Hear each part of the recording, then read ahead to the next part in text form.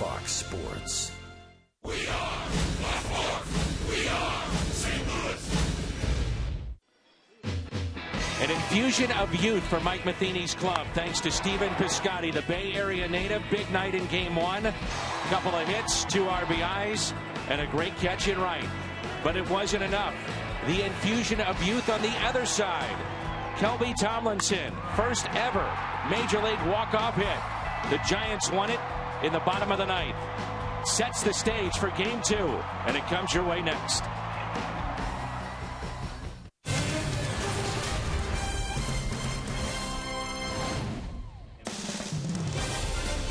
This is St. Louis Cardinals baseball. And this afternoon from San Francisco, it is game number 2 of this 3-game weekend series, the Cardinals and Giants on Fox Sports Midwest. And with Jim Hayes and Tim McCarver, I'm Dan McLaughlin. Delighted to have you with us as we get you set for Game 2. And Tim, we saw that last night. The Cardinals committed 3 errors for the second time in a game on this road trip. So this afternoon, it's back to fundamentals. It is absolutely back to fundamentals, and that's what has been the case for the Cardinals all season long. They catch the ball, they make the routine plays. They'll try to get back to that today. Good matchup, too. Pair of right-handers. Ryan Vogelsong for the Giants. For the St. Louis Cardinals, it is Lance Lynn. 2 of the best in the National League. Cards, Giants, comes your way next.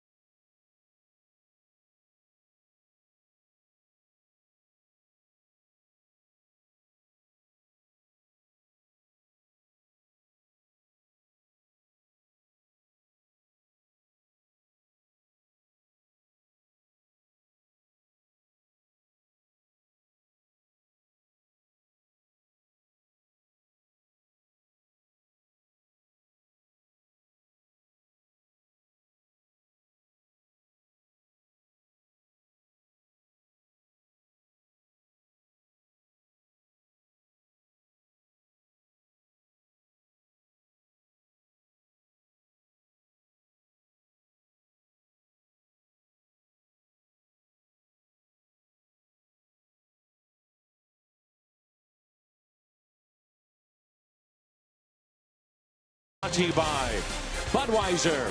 Make a plan to make it home. Save big money at Menards on all your home improvement needs. And visit your local Mid-America Chevy dealers for great prices on our all-new 2015 vehicles today. Along with Tim McCarver and Jim Hayes, I'm Dan McLaughlin. We're in the China Basin of San Francisco, AT&T Park. And a beautiful afternoon and setting for America's pastime. Let's take a look at Mike Matheny's lineup here for game number 2. Leading off will be Matt Carpenter, followed by the Bay Area native Stephen Piscotty. Then Johnny Peralta, Jason Hayward, Yadier Molina, Colton Wong. Tommy Pham, a good trip. Brandon Moss, he gets the start at first base. He was in left last night. And on the mound, batting ninth, Lance Lynn, the pitcher. Greg Garcia will hit from the left side off the bench. Reynolds, Borges, Cosman, Cruz from the right side. The San Francisco Giants come into play today, 2.5 games back of the Dodgers. And Ryan Vogelsong, a postseason hero against St. Louis a few seasons ago, gets the call. Start number 21. Dan, you talked about the trip for Tommy Pham, and it has been a good one. What about the trip for Ryan Vogelsong? Signing with the Giants initially in 1998, could not make it in the major leagues in this country, went to Japan, changed his life, changed his delivery, and has come back at age 38. He turned 38 on July 22nd. And what a resurrection of a career he has had, almost unparalleled in the game. And Matt Carpenter will lead it off. Boy, if you can play this game, they will find you. Matt Carpenter, 5 years at TCU. Vogelsong to Japan. So many of the relievers of the Cardinals were former position players. It's an incredible game, isn't it? Matt Carpenter signing for $1,000 out of TCU and turned that into $51 million about 6 years later. Not a bad investment on himself. Not bad at all. And a good investment for the Cardinals, too. Yeah, I'll say. He's hitting .258, 19 home runs. He's driven in 67, and the first pitch is fouled back, and we're underway here in game 2. Second game in a row, Carpenter has swung at the first pitch of the ball game. Highly unusual. If you're a Cardinal fan following him, you know he takes a lot of first pitches. He changes it up more this year. 71 degrees, our game time temperature here in the Bay Area. Beautiful day. And the 0-1 pitch. Now it's 0-2. And I guess a disclaimer here before we get started. Expect problems in the outfield with the sun. If not the early innings, the middle innings. It will get you here when it's as bright as it is today. You know, you talked about being aggressive early in counts. Also, what we've seen from Carpenter, a change in philosophy in terms of what he does with his power. He's got 19 home runs this year. He swings and misses.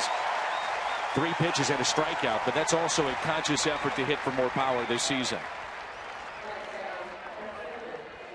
What does Ryan Vogelsong possess? A look at the Hyundai pitch arsenal. Everything. Four-seamer, sinker, cutter, curveball, changeup. Spreads it around. Smart. And he's learned that, as we said, over the years, going to Japan, coming back, being with Pittsburgh, Philadelphia, back with the Giants. Those games you mentioned back in 2012, he was 2-0 with an earned run average of 1.29 in those 14 innings against the Cardinals. Just 2 earned runs in 14 innings. Man.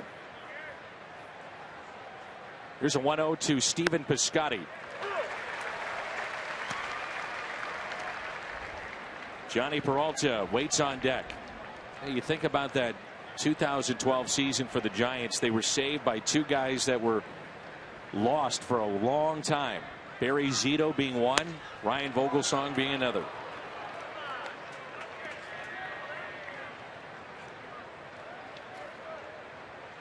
We have not mentioned the name of Tim Lincecum. He's a free agent to be. What happens with Lincecum after this year? It's a fascinating development when you think about it. Who's going to sign him? Making $23 million. He's such a fan favorite, too. I mean, he is beloved. He's connected to this city, no question. But the real question is, can he still do it? And that's what other teams will want to know. Yeah. The Giants, maybe it tugs at your heartstrings and you give him a chance, you bring him back. It'll be interesting to see. As any businessman knows, there's a difference between your heartstrings and your purse strings. Big difference. Yeah. But don't let one get in the way of the other. A good businessman. Right. And these folks out here, along with the Cardinals, of course, good businessmen. 3-2 is popped foul. They're closing in on 400 consecutive sellouts here at AT&T Park. This place always packed.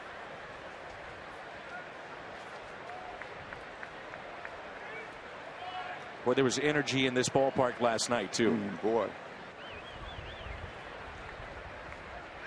The 3-2 to Piscotty. Thing about Vogelsong, he has stayed out of the middle of the plate to the Cardinals here in the early going.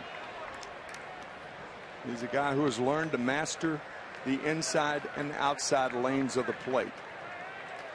More guys are gotten out that way than on balls that are up or down. Any good pitcher will tell you that. Big gap in left center for Piscotty. And again, he fouls it back. Part of the story of Ryan Vogelsong not only going to Japan, but as Tim mentioned, starting with the Giants, then acquired by Pittsburgh from San Francisco for Armando Rios, Jason Schmidt, and John Vanderwall. And immediately into his Pirates career, dealt with an elbow injury, had Tommy John surgery, and reinvented himself. Good at bat by Piscotty. Feisty. Fouling off some tough pitches. Vogelsong going after that outside corner. Good eye by Piscotty. The Giants defensively here for game number 2. Aoki, Blanco, and Bird in the outfield. Duffy, Adrianza, Tomlinson, and Belt on the infield. And it's Susak who gets the start behind the plate. Don't see many pitchers working in the middle of the rubber. It's either the first base side or the third base side. Vogelsong, it's the middle.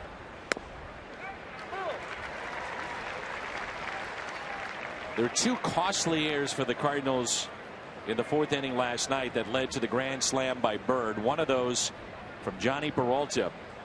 And Peralta was only his 5th error this season.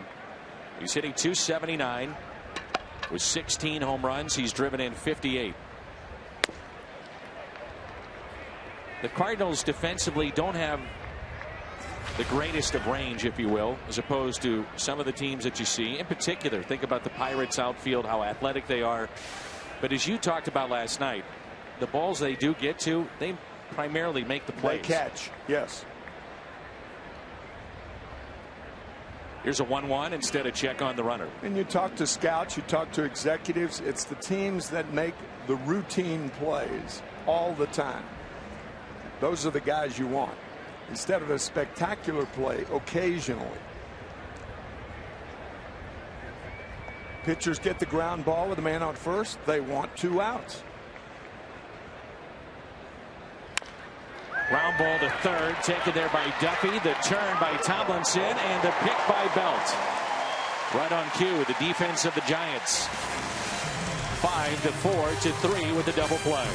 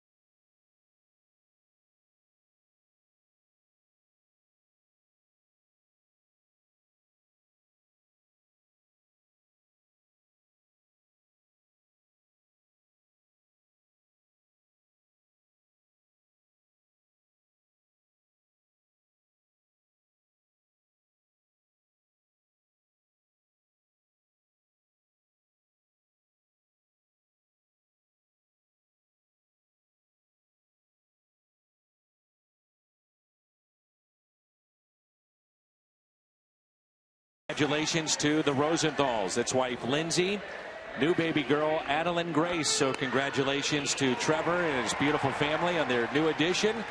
New Cardinal fans. Bruce Bochy spent parts of 9 seasons as a catcher in the major leagues and now one of the top managers in the game. Aoki, Duffy, and Belton, and Bird, Blanco, Tomlinson, Susak, Adrianza, and the pitcher Vogelsong. On the bench, one key bat to think about, Buster Posey, hitting from the right side. Cardinals have 2 pitchers at extremes. John Lackey has thrown the fewest pitches per inning in the major leagues. Lance Lynn, on the other hand, has thrown the most at 17.5 per inning. It's a quirky statistic. And you think about pitch counts, which we talked about last night. Not all pitch counts or pitchers are created equal. If he goes deep into a game, so what? And he will tell you that too. Oh, absolutely. 130th pitch can be as effective as the 5th one. Here's Aoki, the left fielder. He was on base 3 times last night. Hitting .296, 5 home runs. He's driven in 26 this year. Aoki in the series in St. Louis was on the disabled list. It was the 7-day concussion list, which has been introduced to baseball in the last couple of years, and I think everybody agrees it's a good thing. 7-day concussion list, and earlier in the season he was hit by a pitch, was out for 28 days. Hit on his right fibula. Did you ever know what fibula was in the body before you started announcing baseball and other sports? If I said yes, would you believe me? No. Thank you.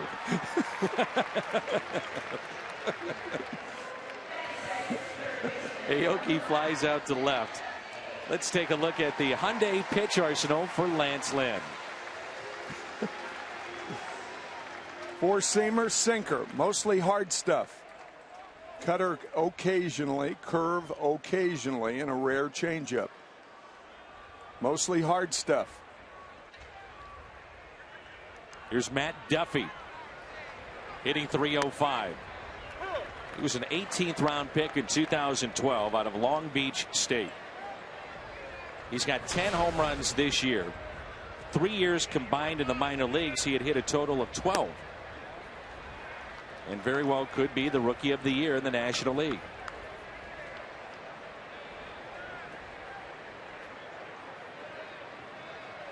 The 1-1. Folks out here on the West Coast, they all know about Matt Duffy, but when you think about the award and how it's voted on, do enough of the folks around the country know just how good of a player Matt Duffy is? Interesting point. A lot of attention to Jock Peterson, Chris Bryant, Kyle Schwarber. Another one. I think he has to be in the conversation now, even though he came up later than the other 3.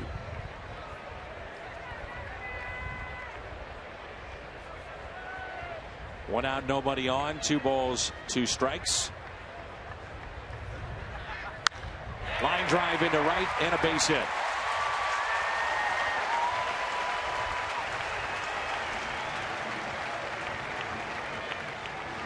The Cardinals defensively today with Piscotty in left, Pham in center, Hayward is in right. Carpenter committed his 12th error last night in game 1. Peralta his 5th at short. Wong is at second, Moss at first, Molina behind the plate. And it brings in Brandon Belt. The Giants a year ago, Tim, dealt with a situation that the Cardinals are seeing this year with their injured players. Brandon Belt, Bruce Bochy was in a quandary. That's ripped. Foul. They're trying to get him back healthy at the end of last season. The minor leagues were through, and Bruce Bochy finally went to Brian Sabean and said, look, forget trying to get in any kind of simulated games in Arizona at their spring training complex. Let's just throw him in games here. And he struggled mightily until the final game of the regular season. He hit a home run and then all of a sudden went on a tear in postseason play. The Cardinals may be facing that same decision with some of their players. Matt Holliday is an example. That's the one I'm thinking of. Yeah. Jay and Adams can get some games under their belt, but Holliday, it looks like, it's going to be tough to get him into minor league rehab games, and he may be thrust right into the big leagues again. Well, a bigger lead would be a benefit to Mike Matheny. But if you're only 3.5 games ahead of Pittsburgh, as is the case right now, 3 ahead in the loss column, then things become a little more dicey when you consider playing Matt Holliday. Now, if you have a 10-run lead or a 10-game lead, that's a different story. 3 balls, 1 strike.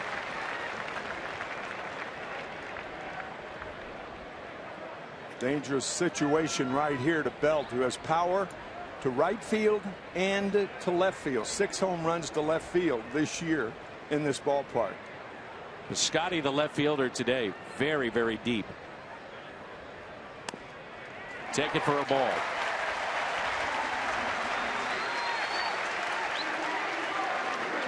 It's not just the Cardinals and the injuries they're dealing with. How about the Giants? Hunter Pence, they hope to get him back at some point this week. Angel Pagan and Joe Panik all out. That does not include that list Lincecum and Kane. Dan and Jim Hayes and I walking through the tunnel before the game, early before the game, about 4 or 5 hours ago. And who scoots by? But Hunter Pence on his electric scooter. Comes to the game every day on his scooter. Here's Marlon Byrd. Made a great point. Here's the Giants, and we're talking about this before the game as well. Here's the Giants in contention for division title, potentially, certainly within reach, maybe even the wild card. And how many teams that are this good find themselves going out and trying to get themselves a cleanup hitter, which they've done here with Marlon Byrd. Yeah, Marlon Byrd delivered last night with a grand slam. As you figure, if they had a cleanup hitter, they'd be more in the spot of the contender. But without one, how do you play that well? Well, I think the answer is pretty clear. A strong pitcher in Madison Bumgarner. Might be the best in the game. That's an arguable point, but as far as durability, a guy who delivers in the postseason, a guy who's only 25 years old. You kidding me? 3 World Series already? The 0-2. Byrd pops it foul into the upper deck here at AT&T Park.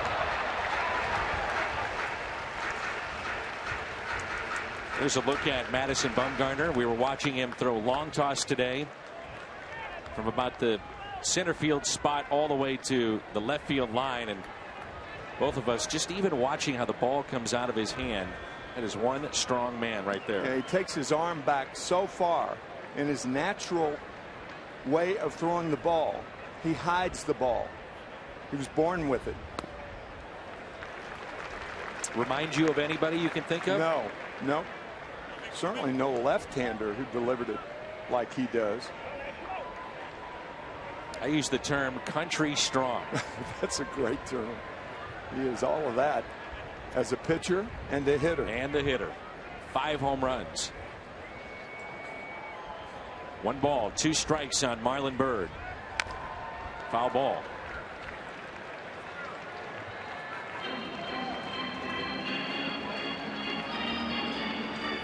This has been the home of the Giants since 2000. AT&T Park holds just over 41,000.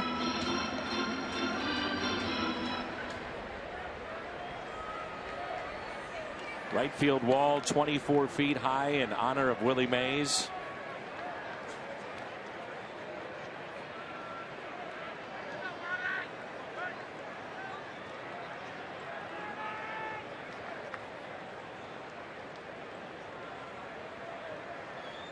The 1-2. First strikeout for Lance Lynn.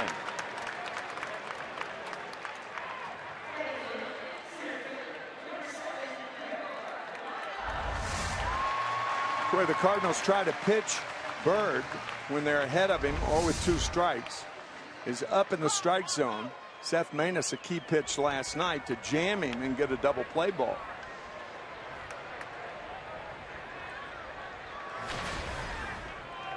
Center fielder Gregor Blanco, 2 for 4 last night, hitting .294 on the year. There's strike one. Notice the Giants are coming out hacking. They do that. Most National League teams do that against Lance Lynn. Again, 85% fastballs. Lance has really learned, as we were talking with him, how to cut it, move it. Everything's finger pressure.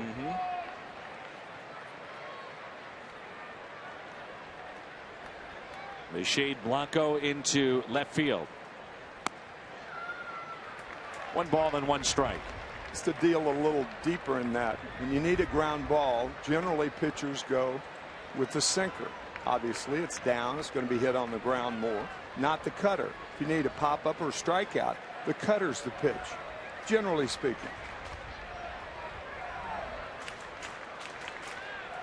The 1-1.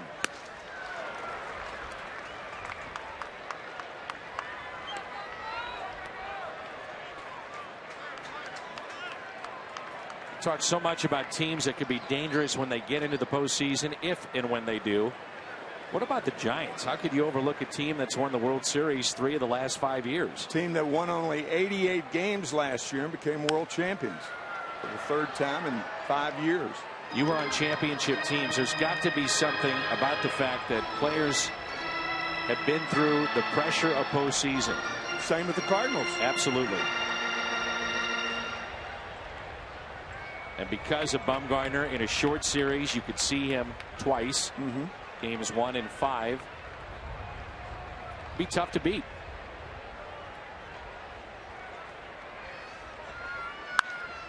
Popped up left side. Piscotty in foul territory makes the catch. The Giants strand 2. We head to the 2nd, and there's no score.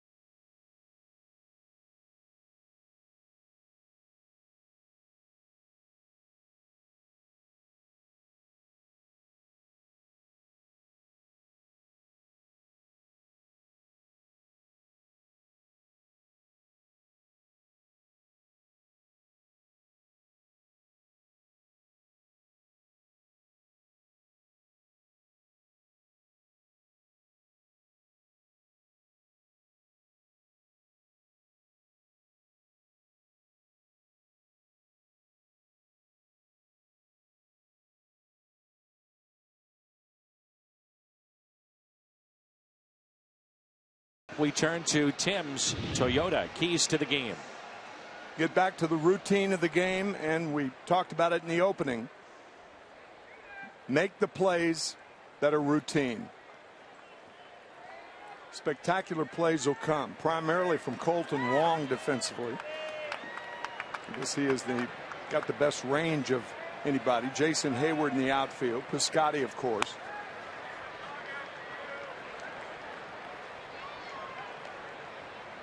Hayward did not start in game 1 last night.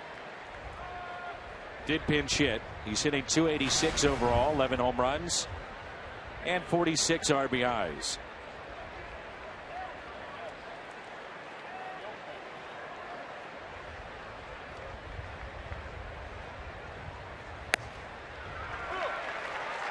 Could have been outside, but Dan, we were talking about it before the game. You and Ricky Horton were doing a game recently, and I was so impressed with Ricky's analysis of Jason Hayward.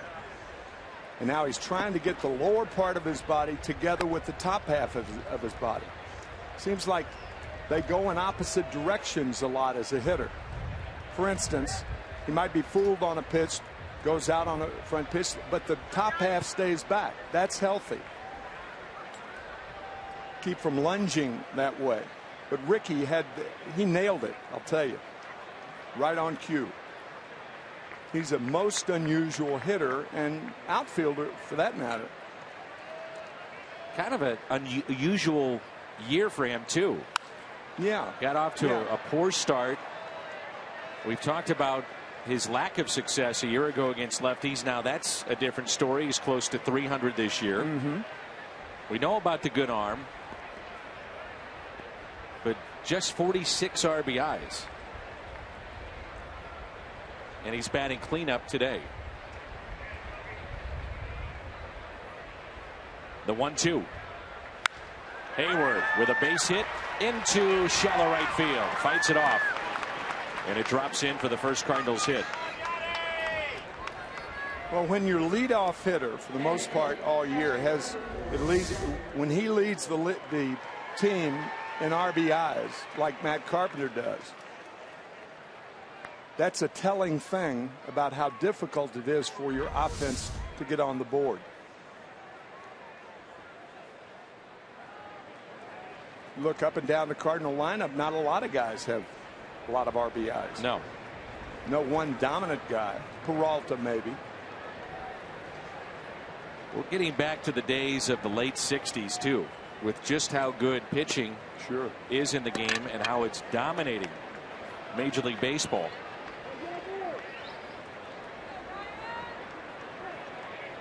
Just overall in the game, there aren't a ton of 300 hitters. And that is way down. Bryce Harper leading the league in hitting at 334.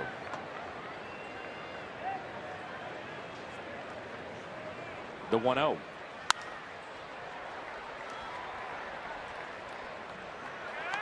The Cardinals in their lineup today with one hitting above 300. Small sample size, and that's Stephen Piscotty. In the American League, now that's a league with the DH, so more offensive output. There are 10 batters batting over 300. Jason Kipnis leads the league with a 324 average.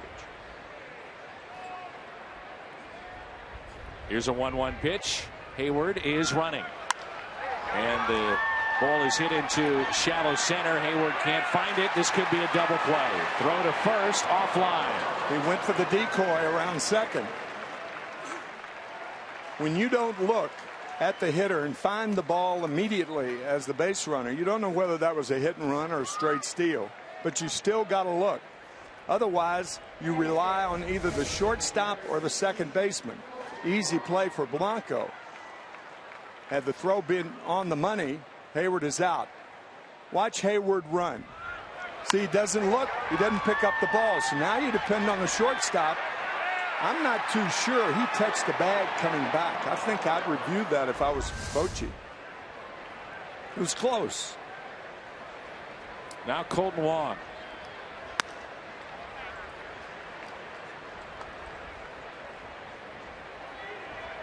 Jeff Goldblum. He's starring at our hotel. A one-man show.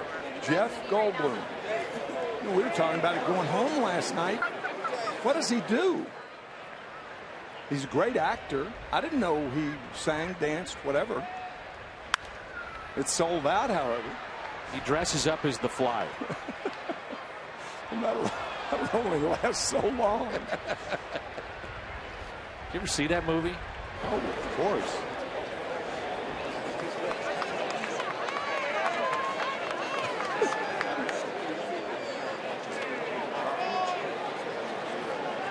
Some of those Hollywood actors are just so talented. They can sing, dance. They never get a chance because they're working on their acting career. Well, the thing was, too, with Jeff, I never thought he was strange.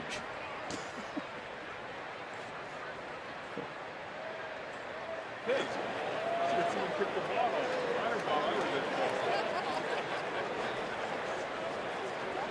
That's cute.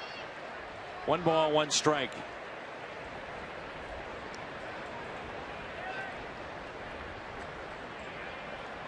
Come to think of it, what is he doing at our hotel? Is it a comedic act, maybe mixed in with a little music? I don't know. I mean, after all, his performance in the movie was so important because they named an out in baseball after him. The Fly. He plays the piano, apparently. That's what we found out. He's got to be more than that. Sorry. We would have heard about it before that. We going tonight?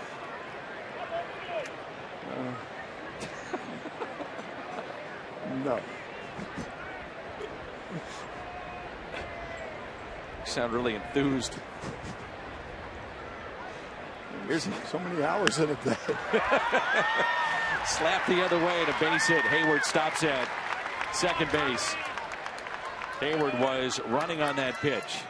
I don't think he picked the ball up again. If he had of, he would have been on third base. I'm not sure. Again, he did. Sees it in the left field and stops. Tough play to go to third, even though there's 1 out. Best time to do it.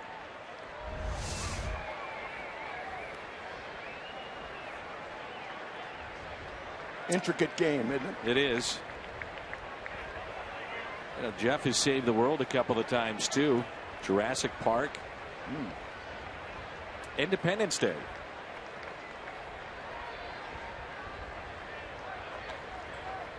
So 2 on for Tommy Pham. 387 on the road trip. 6 walks, 7 runs scored. And I think we both appreciated his efforts on the bases last night, creating that 4th run to tie the game. And of course the Giants won that game, but great trip around the bases, tagging up on a fly ball to right field. Marlon Byrd backpedaling a bit. Pham taking advantage of it. Went to third on another fly to right and scored on a wild pitch. So runners at first and second for Tommy Pham. And the 1-0.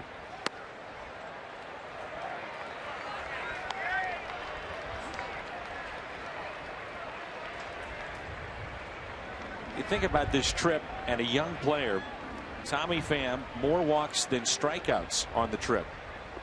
You like to see that. Oh, yeah. Giants trying to pitch him inside because of his prowess going the other way. Hitting balls hard to right field on this trip. The 2-0.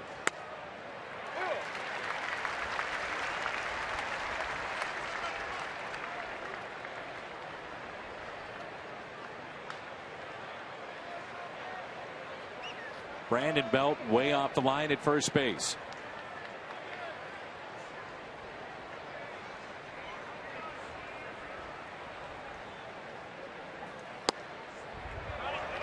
Three and 1. Brandon Moss on deck, and Vogelsong stares back into our home plate umpire Gabe Morales. It's a tough job for Andrew Susek, the catcher, catching only occasionally. Finds it very awkward to even argue about a pitch like that. But not so with Vogelsong. Home plate umpire Gabe Morales.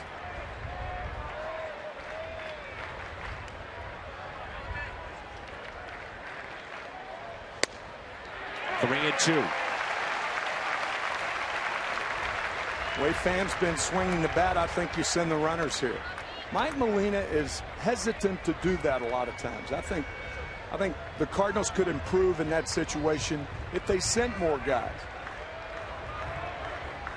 The speed of the runner really has nothing to do with it, but when you have speed like Hayward and Long, you're more inclined to do it.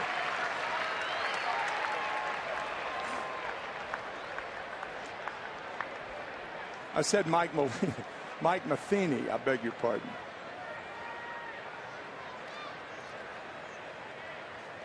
Watching Wong, he's looking right at Hayward as if to say, okay, I want to make sure he knows the sign, we're on the same page, and if he goes, obviously I go. Yeah, you don't want to be going as a trail runner without the lead guy going. There they go. Tap back to Vogelsong. And with that, there's 2 outs.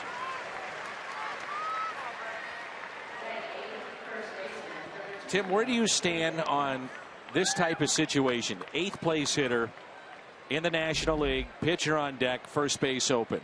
Depends on the 8th place hitter. In this case, Moss. Go after him? Sitting 8th for a reason. And we talked about Vogelsong being able to work the lanes inside and outside. That's where I'll go. I think you fool with the breaking ball in this situation for 2 reasons. Could get away from Susac. They're going to walk him. That way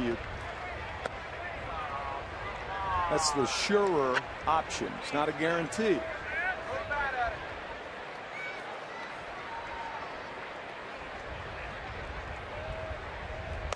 So Lance Lynn will have the bases loaded. He's hitting .175 with no home runs and 1 RBI. Bruce Bochy, a 2-time manager of the year. The 60-year-old, by the way, that was born in France. As a matter of fact, he's the first foreign-born manager to reach the World Series. When he did that with the Padres back in 1998, Padres swept by the Yankees that season. There were 2 bases in France, and obviously for sentimental and familial reasons, Bruce wanted to go to the base where he thought he was born. Well, he went to the wrong one because of his sister. His sister made his plans, and he was all emotional and the whole bit, and he said, no, you were not born here. So he never went. He didn't go. The other one evidently is too far away. So Bruce never made it to the area. It's a good story. Where he was born. So he's all riled up. He's emotional. He feels the connection. And then, yeah. Oh, by the way, it's not the right place. Oops. Wrong base. Wrong base. A chance to help his cause here for Lance Lynn. Bases loaded, the 0-1. And a ground ball that's hit to short. Flip to second. Cardinals strand the bases loaded. The move pays off for Bruce Bochy.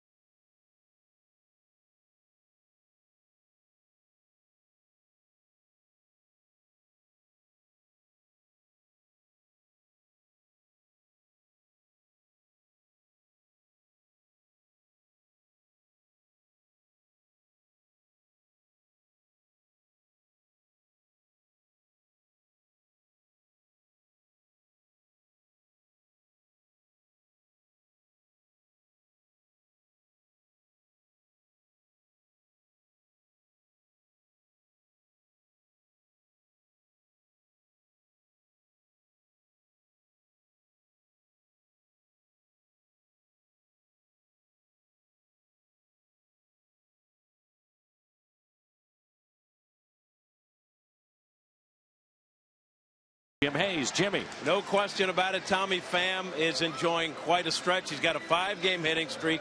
He was hitting .387 on this road trip before grounding out. And as you guys talked about, he helped the Cards manufacture the game time run in the 6th. He singled, he tagged up twice on 2 fly balls to right, put himself in position to score on a wild pitch.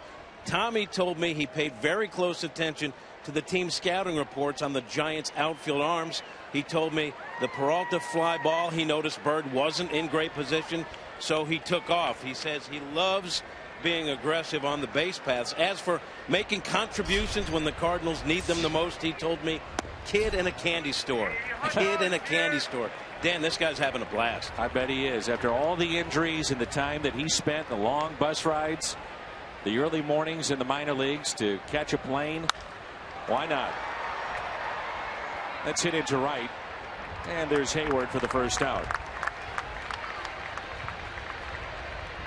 I'm sure you're the same way, Tim, but I just root for guys like Tommy Pham that have spent so much time in the minor leagues and wondering if they'd ever get that break, wondering if their body would ever hold up too. That's been the biggest issue that he's had. He just can't stay healthy. Yeah, for those of you folks who may not know what it's like to be in the minor leagues, I mean, sometimes your trainer is also your traveling secretary. There are dual jobs for everybody, including the manager.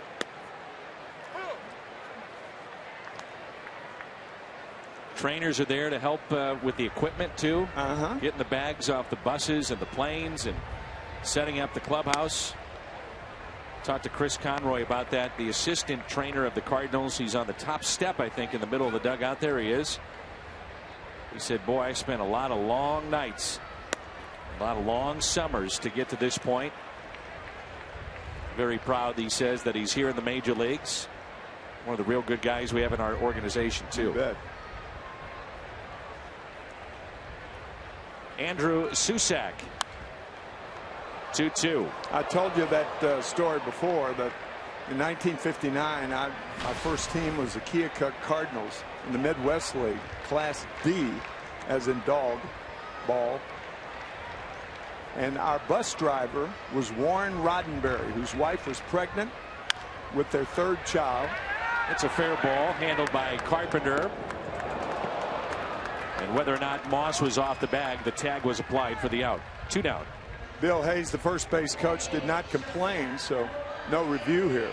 But anyway, Warren Roddenberry, wife pregnant with their third child, was a long reliever spot starter, and they gave him $50 extra to drive the bus. To drive the From bus. $250 to $300 a month is what he made. Wow. Minor league season, it was about $1,700, I think. $1,700. 5.5 months. You know, we were talking to on the way home to the hotel last night. How much money did you make in your earnings for the for postseason appearances and World Series shares? Less than $26,000 for 3 World Series, 2 of which were won. 64 and 67.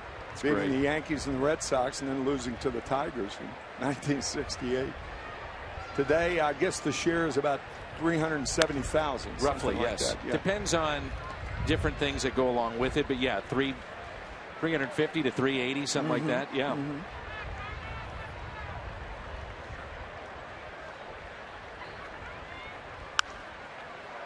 Here's the shortstop, Adrianza, switch hitter.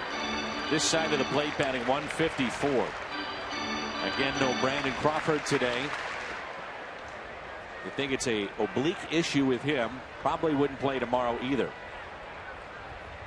The 2-2. Carpenter will give it a look, and that'll find the seats. A guy who shared in those shares in 1967. Our most valuable player for the Cardinals that year, Orlando Cepeda, is going to be our guest, scheduled in the top of the 3rd. Can't wait to visit with him. Yeah, he's great. He'll be here shortly. Also contributed mightily in 1968. That was the year, of course, of Bob Gibson more than any other year. And a fly ball lifted into right center field. Tommy Pham puts it away. Cepeda, great years here in San Francisco, traded to St. Louis. 1967, the MVP. Orlando Cepeda. We hope to visit with him at some point this afternoon.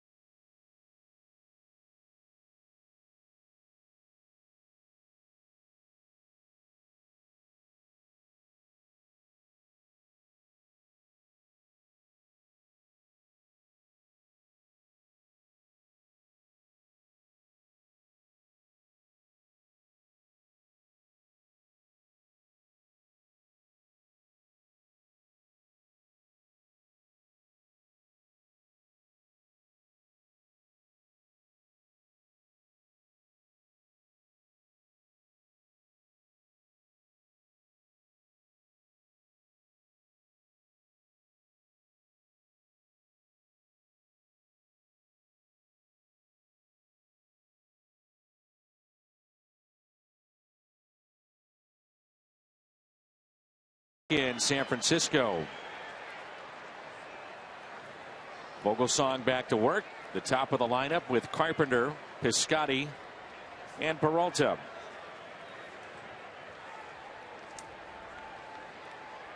Well, the all-time greats in broadcasting has decided to return for year number 67. Vin Scully, voice of the Dodgers. First year out of Fordham University in 1951 with the Dodgers. His partners were Connie Desmond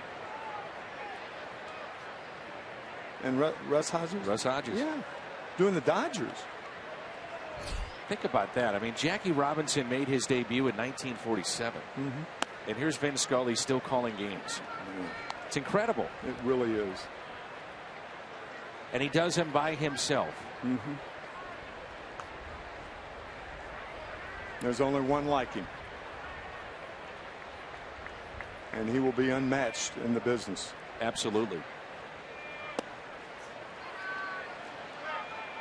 2 balls and 1 strike.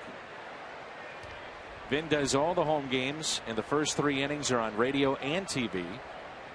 He'll come to San Francisco. He'll go to San Diego. Occasionally Arizona and Colorado. The 2-1. That's hit out of play. You could make the argument that he is the most popular Dodger ever. Could. Oh, yeah. I could see that. Sure. He's the guy who carries the news, both good and bad. On the field, off the field. Personal stories, historical stories. The 2-2. I mean, he was there. Yeah, I mean, when people say, well, what happened back in, well, I can tell you because I called it. Yeah, I was there. It's not secondhand.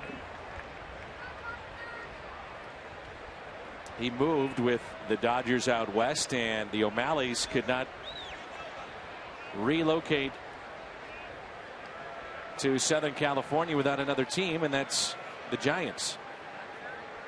They had to come out west. And that's hit out of play.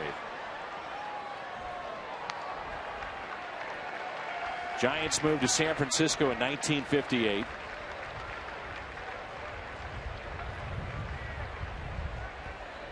Horace Stoneham was the owner of the Giants.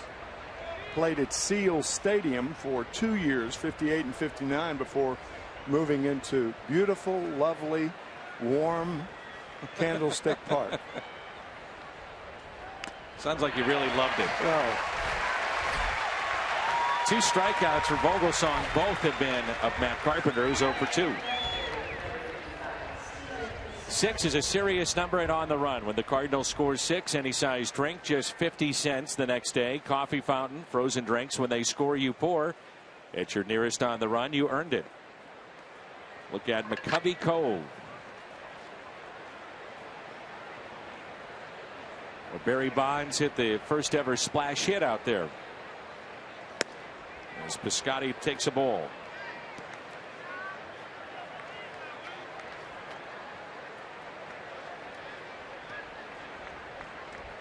Before Candlestick's upper deck was extended, the area behind right field was a lot of open space, as you may remember, Tim. Oh, yeah. And fans, when Stretch, Willie McCovey, was at the plate, they'd race out there and get ready. They convened there, yes. So hence, you have McCovey Cove at the new ballpark.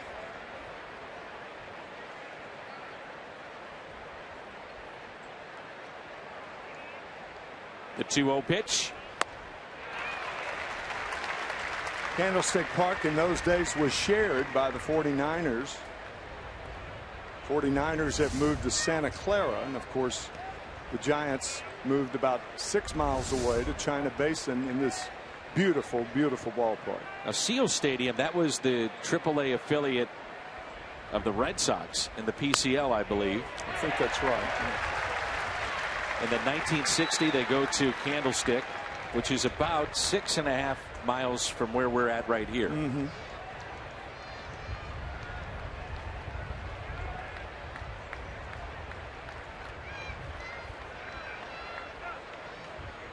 The 2-2. 1962, they played the World Series. Didn't make another appearance until 1989. Will Clark, Kevin Mitchell. That was the Bay Bridge series against Oakland. And the earthquake right before Game 3 of the World Series at Candlestick. 5:04, October 17th, 1989. You remember it well. Al Michaels saying, I think we're having an earthquake. Yeah. Everything went dark.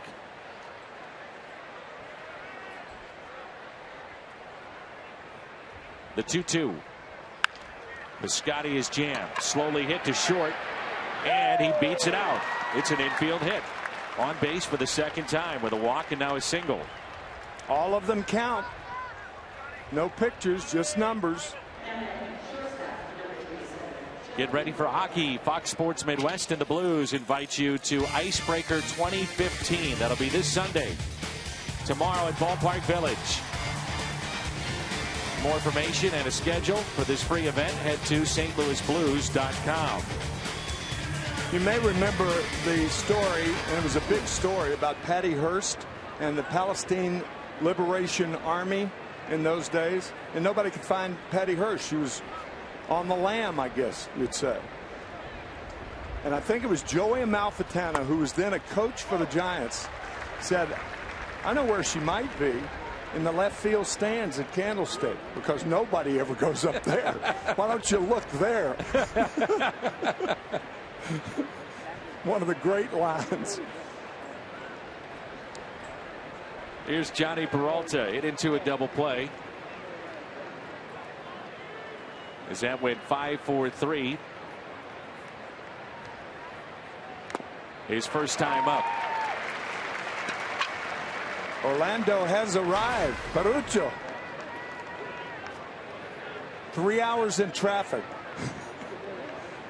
Great lid today, too. He's going to join us in the bottom of the third.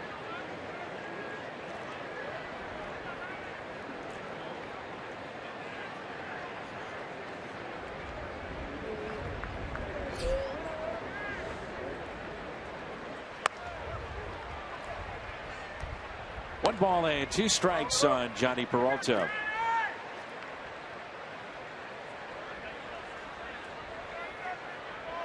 Jason Hayward on deck, who singled into shallow right field.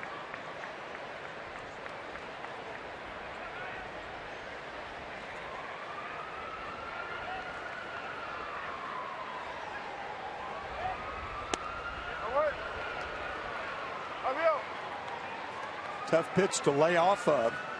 Johnny good at doing that.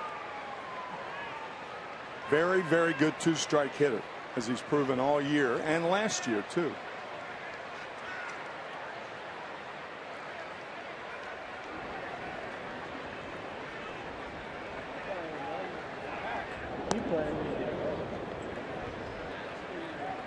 It's 2 franchises with such great history and a chance to visit, with Orlando Cepeda coming up.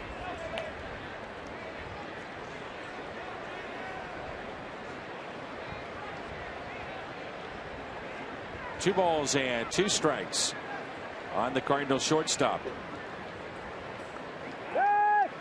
And a check on Stephen Piscotty, who has 1 steal this year.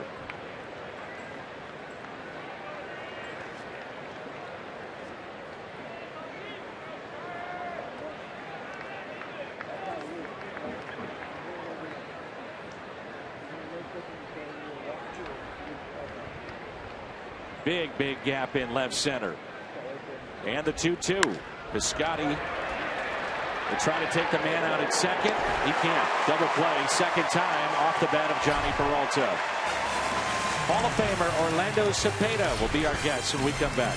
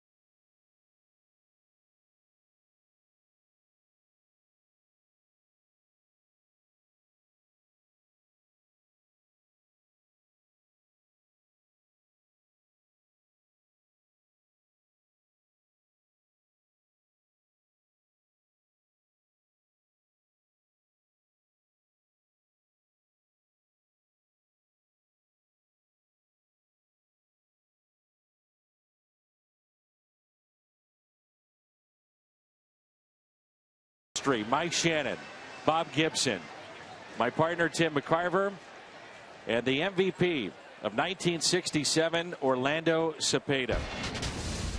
Great to see you. Nice to be here. Nice to be 3 here. hours to get here? Yes. What's it normally take you to get here? An hour, 15 minutes. Yeah. Yeah. Life is good for you? Great. What do you think of this guy, by the way? Well, amazing. You don't have time. Amazing, yeah. Great friend, great teammate, helped me so much. Amazing person. We learned from each other, didn't we? That whole team learned from each other. Amazing. You know, I just came from San Francisco to St. Louis. You know, I was broken heart. The first day, Tim told me, you're here now. Forget about San Francisco. Forget about San Francisco. You came here to help us to win the pennant. So never mind Herman Franks. Right now, you're a Cardinal. Oh, that really helped me.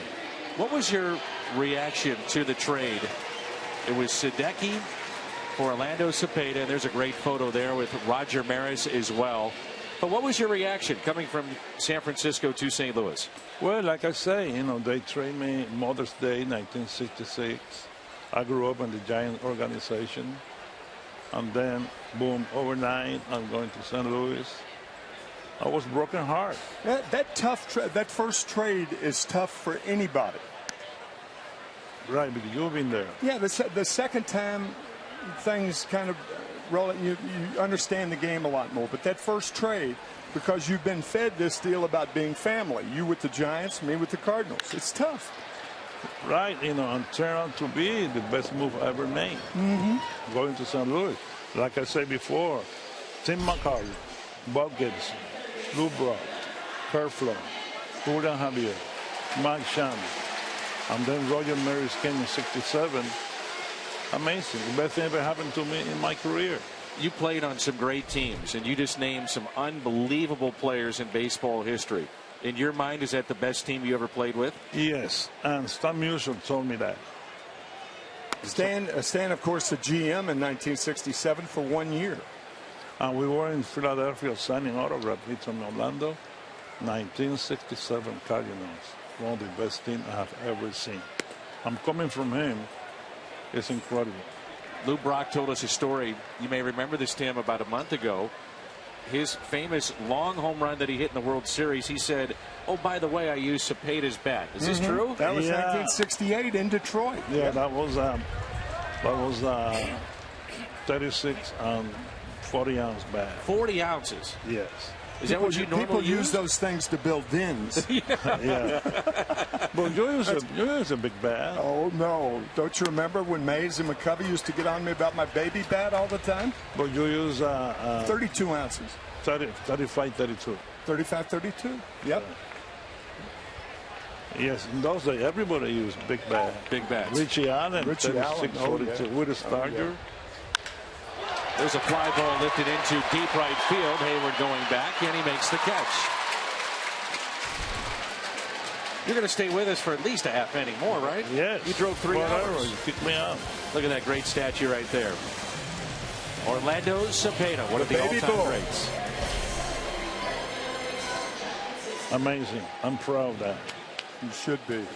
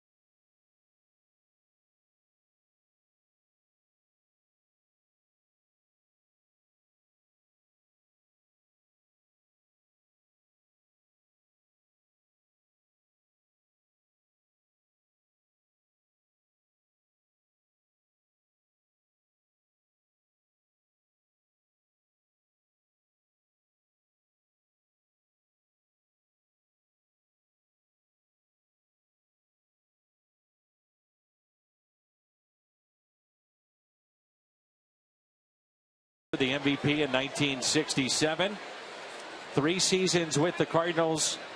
And when he was traded in 66, the prime of his career, the age of 28. And Tim, you were telling me in terms of chemistry with those great teams in the late 60s, he was a huge part of it. It was more fun than any of us had ever had. We didn't know how good we were going to be as a unit. That catch made by Marlon Bird. I mean, the thing, like the music we all enjoyed. I mean, a week after you came to St. Louis, you and I went to see Sergio Mendes and Brazil '66. Yes. And at Kiel Auditorium, the old Kiel Auditorium. Right, you know. Because and you had been, and then Jose Feliciano, you know, you never heard of him, really. No, Come on, baby, light my fire. Yeah. And then he ends up singing the national anthem in Detroit. Yeah, when we went to see, when you told me about Sergio Mendes, Gibson told me he liked country music. You know, I said, no, but he told me he liked Jose Feliciano, he liked Sergio Mendes. No, he liked Hank Snow, is it? Remember that? I liked Hank Snow, and yeah, I liked Hank Snow too, but I loved Sergio Mendes. Yeah. That's the thing, we could talk about anything to each other. Sure. Anything. And you know from a racial standpoint how close and how important that was? You really helped me, the whole team. You told me, forget the Giants. We are right now. Let's win some game. And that was a big thing for me. You know, because I was down and this and that. Yeah. You know, Tim was the first guy who changed his hair. He used to have a crew cut, you know, from Memphis, whatever. We talked about that the other day. Yeah. And he changed, no, man. He was telling me about his hair. He said all his buddies and people that he respected in Memphis were all over him because he got that long hair. Oh, yeah, because I put a part in it, for crying out loud. And then when you drop the sideburns down, right? I mean, then everybody started, and not look after me, but you did it. You did it. It was fun. Well, when I saw Tim, you know, you came up in 61? 59. I said, that kid, he's not going to make it. Orlando's told me that 1,000 times. Is that right? Why did he say that? He's not going to make it. Why? Because the way he used to hit like that. Open stance. Yeah. And then George Crowe. George Crowe changed my career and my life. Traveling to the minor leagues changed me to a closed stance. And Orlando, your memories of St. Louis, I'm assuming they're fond memories? Big time memory. Every time I go there, I feel so special. Is that right? Because to me, they are the best fan in baseball. They're great. They're good here, great in St. Louis, too. St. Louis, I go there. Wherever I go, I meet somebody from St. Louis. Is that right? Yeah. It's 67. Your year was incredible, and that ball will get down. You had 25 home runs, 111 RBIs. You hit 325. Tim McCarver, by the way, finished second in the MVP that year. What was it about that season that was able to all come together for Orlando Cepeda and click in 1967? From day one, spring training, 67, Roger Mary, remember? That was a unit. A unit. He was the final piece, and Mike Shannon moving to third base. Very important. Playing for the Cardinals, that's the best team I ever played for, the best teammate. I had some great teammates here, you know, Mays, McCovey, Matty Shaw. But St. Louis, never forget it. How about Red Shandies? Amazing. But you know, he let you play ball. Let's say, let's go. Remember? Let's go. Let's go. And we play. And that was it. Yeah. A base hit for Molina, and here is Colton Wong. We'd have a meeting on the mound, and Red would come out and ask us what we wanted to do. Yeah. We'd tell him, and he'd go back to the bench. What keeps you busy these days? I work for the Giants. I know that. Yeah, I do. But I still go in places, do shows, and, you know. And you'll be in St. Louis coming up, right? Yeah, the 20th. The 20th, okay. Still follow the game religiously, don't you? Go to spring training with the Giants, too? Yeah, in Scottsdale. I go follow the game. It's hard to get away from the game. You play for a long time, and you know. And we talk about it. Remember, you called me. I called you. We talk about the pitching. We talk about Who do you like to watch now? Is there somebody that you really like to watch hit or pitch right now? I'll tell you one thing. I mean, in general, Yeah. Carlos Correa from Houston. The shortstop. Oh, a lot taller than I thought he was. 6'4". Yeah. And from The big Puerto guy. Rico. Yeah, but you know, he not only is a great player, he's very talented. But as a person, he's a beautiful kid. Bright, knows the game, knows the history of the game. To me, and the kid from Cleveland, Lindor. Yeah. That he can play too. Yeah. Correa actually graduated from the Carlos Beltran Baseball Academy. Oh, is that No, right? no, wasn't. No. Wasn't it? Not Carlos Beltran. He's the other one. Okay. Yeah, Carlos had one there. We'll put it this way. I know Beltran is very tight with him. Those two are very close. Great guy. Yeah. Carlos Beltran is. Classy guy. Yeah. Carlos Beltran. Well, he played here. He played here. St. Louis. But Orlando and I will go over the Giants players like in the wintertime. We talked about Joe Panik. This year we talked about Matt Duffy. Yeah. We talked about Matt Cain. We talked about Madison Bumgarner with a fine-tooth comb. We're not paid to do that, but just for the fun of it. Sure. Right. We go over every player. And Orlando will ask me about the Cardinals and Carpenter. Is he that good a hitter and stuff like that? So why have the Giants had this kind of success, you think? 5 championships in the last 3 years. What's been the key to their success? The manager, Bruce Bochy. That guy is ahead of the game. You know, he make move. Plus, you know, you make a move, you take a chance. Sometimes work, sometimes don't work. But for him, work all the time. Yeah. He can relate to his player, and that's the key of the manager. Yeah. Get the maximum of player. You know, he play everybody. He don't play favored. He's a great manager. 10, 12, and 14, the championships for the Giants. Here is Tommy Pham. I'm curious, do you watch Molina much? A lot. He impressed me because when he first came out, he could hit. Yeah. And then he became a good hitter. He taught himself. Yes. That, I asked him, I learned myself, you know, because his father was a great baseball player in Puerto Rico. He never played pro ball, but he was a great ball player.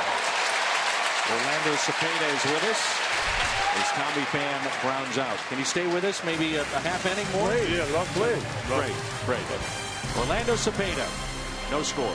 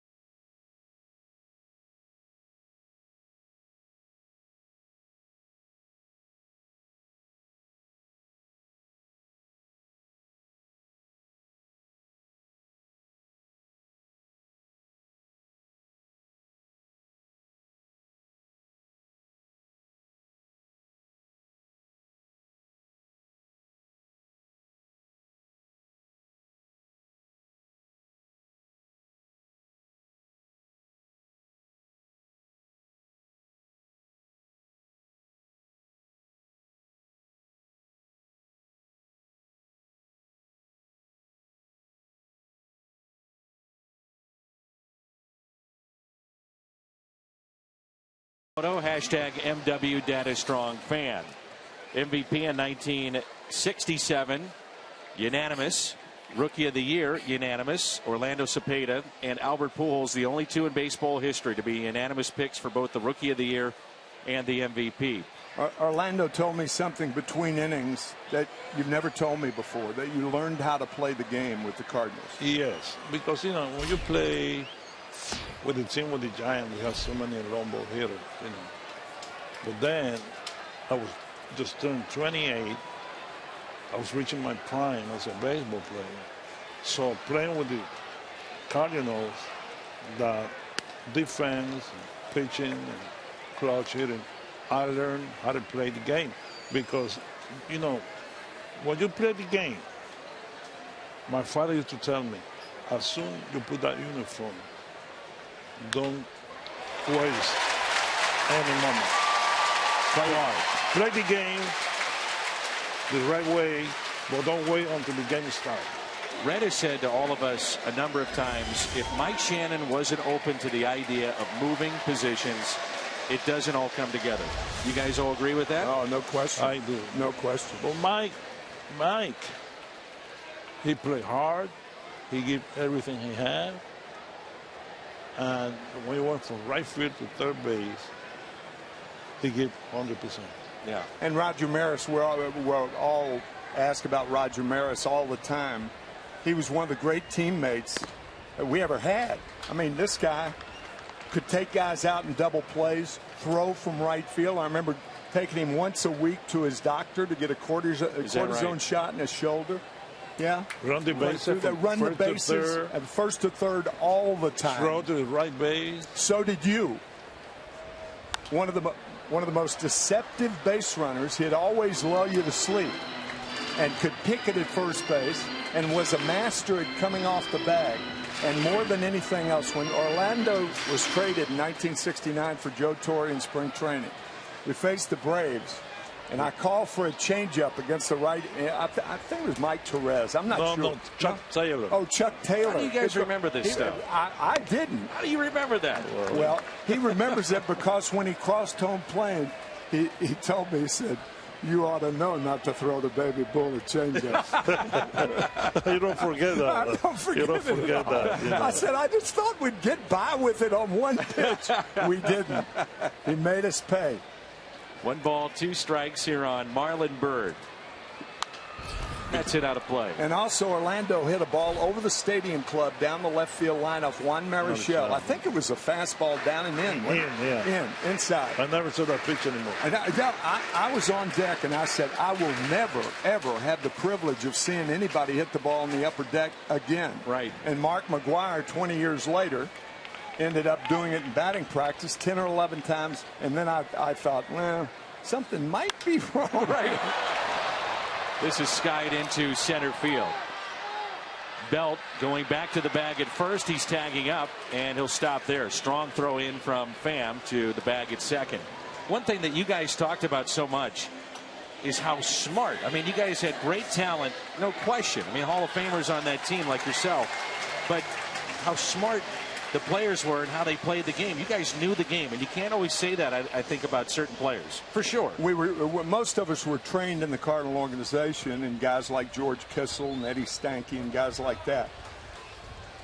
See, when I came to spring training in '67, I just can't wait to go to the ballpark. Is that right? The whole year. You know, can't wait to go to the ballpark because we played music. We did everything before. It was an event. By the time the game started, everything changed. Let's go. So your career changes, though, you say, in St. Louis. What did you pick up differently in St. Louis that maybe you weren't getting with the Giants?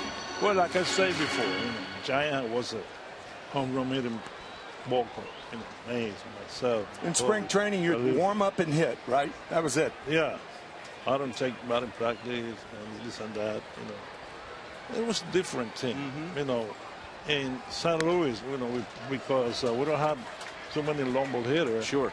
We have to learn to play the game that we're supposed to play. And that's what we did it.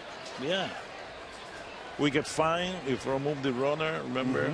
We get fined if we don't bond the guy over. Yeah. With that money, after the season, we got a party there. You put a thing together. Oh, sure. Remember? Had parties together. We had fun.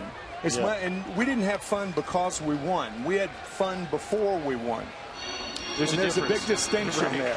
Right. And we had such respect for each other. over and above the competition, over and above your physical ability to play. Well, it seems like you've talked about it too with me, Tim, how you and Orlando have gotten together a number of times. Even since your playing days are over, you get together, you call each other on the phone, see how each other's doing, go out to dinner. You two are very, very close. I love Tim McCullough. I feel the same way. In '67, we played like 52 games in 48 days. Oh, yeah. I remember that. Yeah. Right after one the stretch. other game that we went to Anaheim, played 16 innings, that we flew back. And we have a meeting in Atlanta. And Kurt Flood said, well, we have to play 52 games, 48 days. Let's go. And we were like one game ahead. We finished 13 games. Remember? 13 games out in front, yes. The 2-2 is hit out of play. We used to have meetings before every series, and this didn't happen before Orlando came to the Cardinals, but we'd have meetings to go over the hitters. And Red would say, does anybody know this guy? And Charlie would say, yeah, he's a nice guy. Good family man. That's not much of a scouting report, though. That was a scouting report. Good family man. You remember that, yeah. Oh, yeah, it was hilarious. And that's what Orlando brought to us. He brought a levity that we hadn't experienced because we'd been together for too long. And to experience a man who's in another respected organization, to have him come in with the talent that he had, a man who hit .393 in Kokomo in 1957 in the minors and .355 the year before. And Dan, you were saying what his minor league average was over a 4-year period, .341, almost .360 for 4 years in the minor leagues. So my question is, why'd you spend 4 years in the minor leagues? 3 years. Or 3? Well, they had down 4, so you spent a little time. 55, 56, and 57. Well, you hit almost 400. So why were you in the minor leagues? I was in at 400, but I got homesick. Homesick? Yeah, my first year. I didn't know that. Yeah, I saw my mother March 1st when I came to spring training. Then I talked to her March 1st. I didn't talk to her until I went back to Puerto Rico September 28th. You must be proud of all the different players, by the way, that are coming now from Puerto Rico and playing in the big leagues. Amazing. It is. And the influx of talent there is just incredible.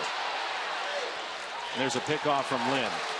Orlando Cepeda, we say thank you very much. I know behalf on the Cardinal fans. I mean, they're thrilled to hear from you. We don't see you enough. Yeah, I want to thank you. I want to thank my dear friend Timoteo McCarver for inviting me here. God bless you. Okay. I always learn something from Orlando. Always.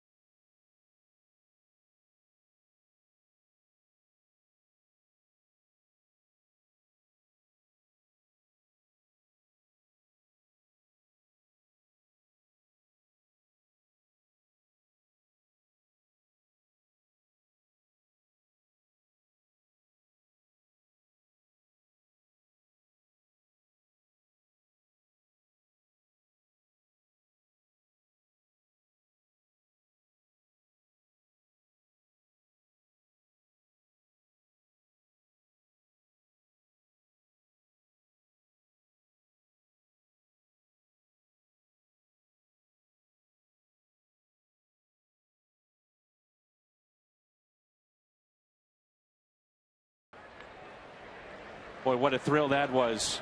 What a thrill it was to be able to visit with Orlando Cepeda. Thank you. How great was that? Oh, love it.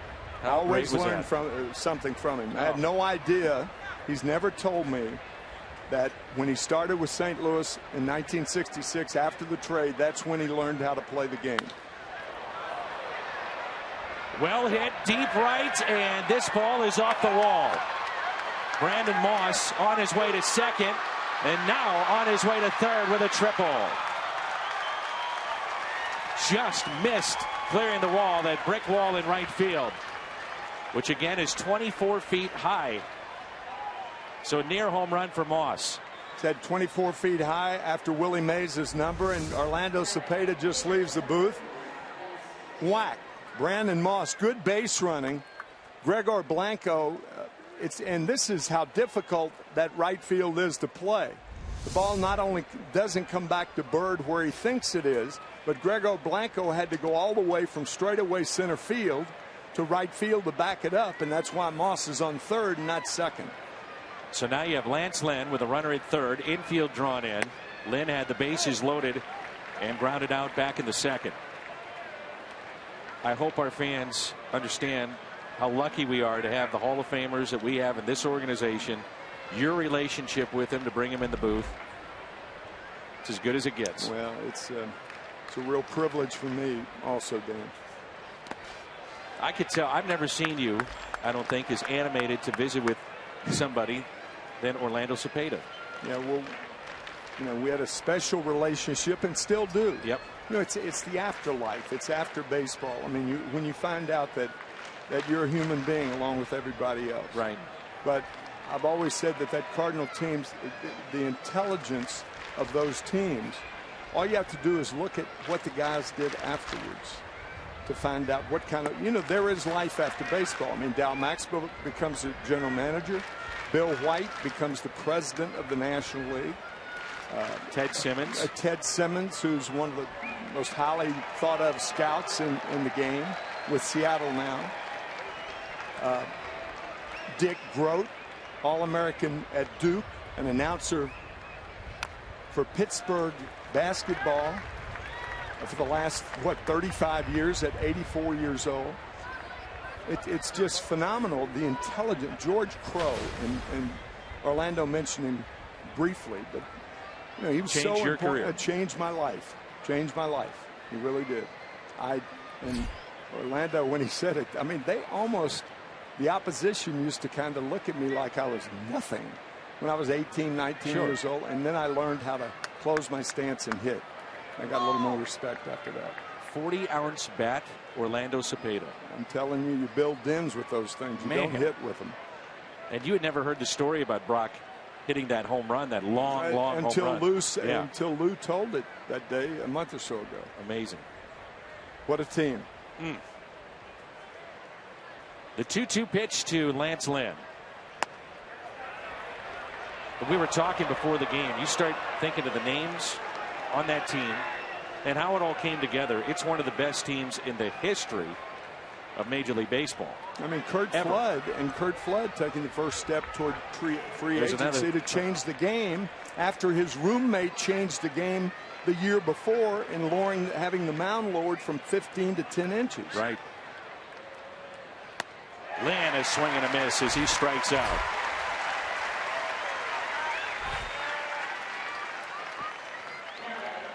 It has been a tough afternoon here for Matt Carpenter, 0 for 2 with 2 strikeouts. And we want to thank our listening audience too and beg their indulgence, hoping it wasn't too self-serving or anything like that. But it's so much fun to listen to those players, particularly the Hall of Famers that existed on those great Cardinal teams in the 60s. And in particular, the ones that we don't hear from. Yeah. I mean, we don't hear from Orlando Cepeda. No. That pitch taken for a strike.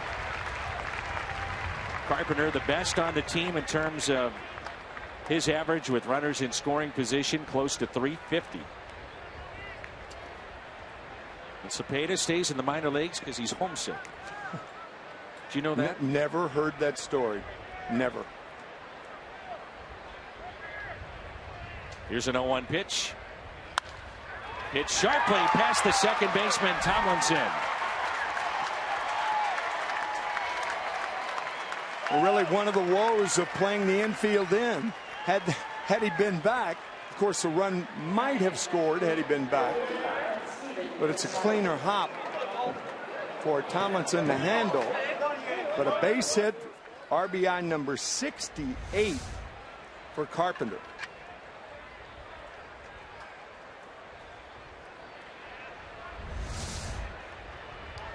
And going back to what you were talking about, the little nooks and crannies of this ballpark.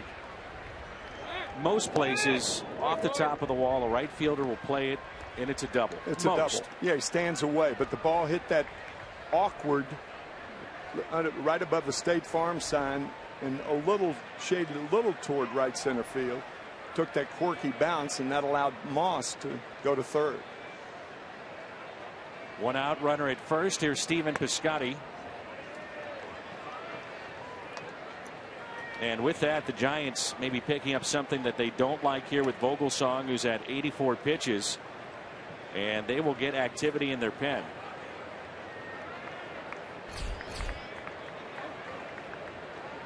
You call that Death Valley, that area in right center here at the ballpark.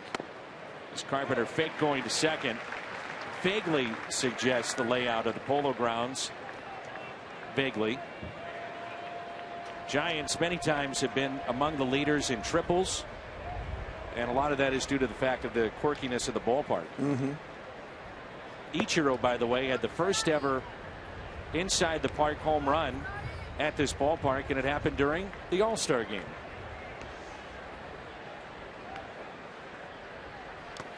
In the dirt, kept in front.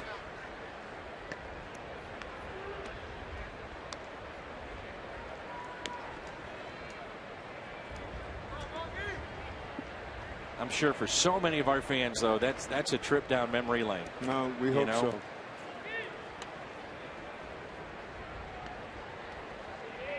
Occasionally at the ballpark, you would see Willie Mays and McCovey. Marichal. Yes. So many great players that have gone through this organization over the last 50, 60 years. It's incredible.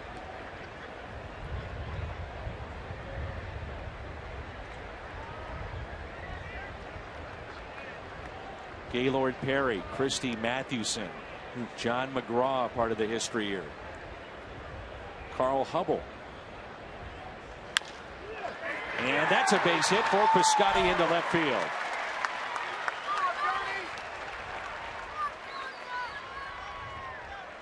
It's hard to say whether you're looking at a young player who is a rising star, but you're looking at a young player with rising confidence. Absolutely. That's clear to see. Let's turn to our DraftKings players to watch. Most extra base hits in the National League. Stephen Piscotty with Cespedes, Murphy, and Granderson of the Mets. And Stephen Piscotty 2 for 2 today.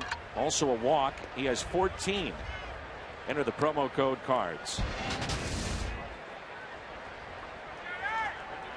George Contos has been called upon to at least get loose in this spot as Dave Righetti is out to visit. That's another part of this Giants team, along with the Cardinals, and the similarities of two former catchers as managers, but stability in the organization. Not a lot of turnover. Righetti's been here a long time. Now in his 16th season in San Francisco. The longest tenured pitching coach in the big leagues.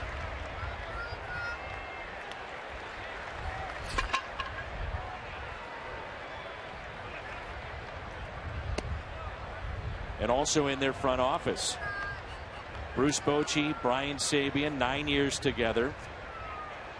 Dick Tidrow. Key man in this organization. No doubt. Dr. Dirt, we used to call him. Played for the Cardinals briefly in the early 70s, either 73 or 74. Smart guy, though. Going back to 1996, Tony La Russa, Dave Duncan, his staff. Jose Oquendo came with the Cardinals as a coach in the late 90s. John Mozeliak has been with the club since the early 1990s. He's done everything in the organization. Then was the right-hand man to Walt Jocketty, who was there for years. There hasn't been turnover really in the last 2 decades with this club. La Russa retired from managing, and then Mike Matheny steps right on in. That's slowly hit to short. And Peralta is hitless today, 0 for 3.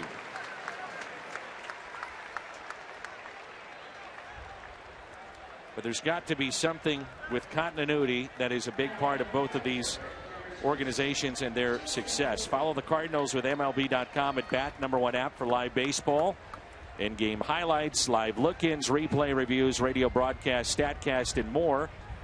And that's at MLB.com. Here's Jason Hayward.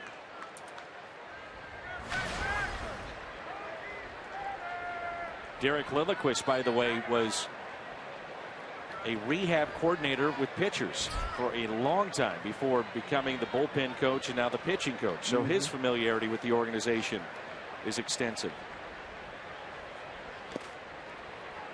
He was the one that told Jason Mott, called him in and said, son, bad news, good news. The bad news, you're no longer a catcher. However, we have good news. You're a pitcher. Real good news right. for both the Cardinals and Jason Mott, who's now with the Cubs and faring very well this year. 8-1 at last. Something like that. Yeah, and he's right now on the DL, but they say it's just a minor thing. I talked to Derek about that conversation. He said it was one of the toughest things he had to do, was tell a player that, look, I know your dream is to be an everyday player and you want to catch and you're trying to make it to the big leagues. So that's tough to tell a guy that it's no longer there.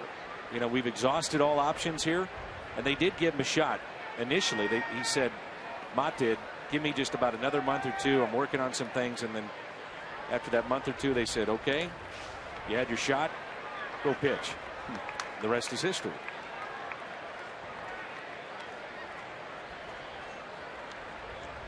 A little bit different of what Bob Uecker was told. When he was let go from the Atlanta Braves for the final time, the general manager saw him in the clubhouse and he said, no visitors allowed. That's a cruel way The 2-0. I mean, there are different ways to handle things. You know what I mean? Yes. Yes. Will they turn him loose on 3-0? Good question. I don't think so. And I say yes. Okay. All right. Never know. All 4.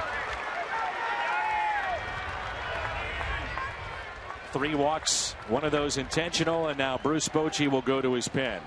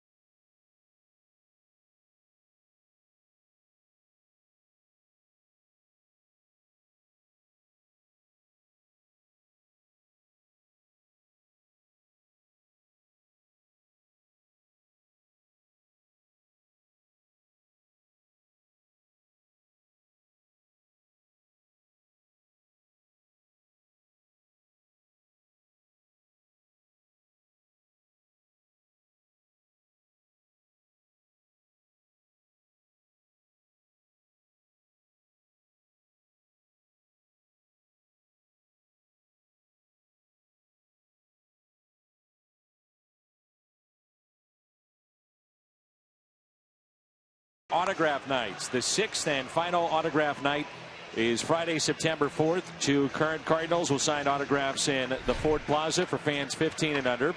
2 former Cardinals will sign for fans of all ages. Visit cardinals.com/promotions. So George Cantos, appearance number 60 in our Chevy Cole to the Pin. As Orlando Cepeda said, as we've talked about Bruce Bochy more times than not, when he makes the move with his pitchers, it's at the right time. He's very good at reading that.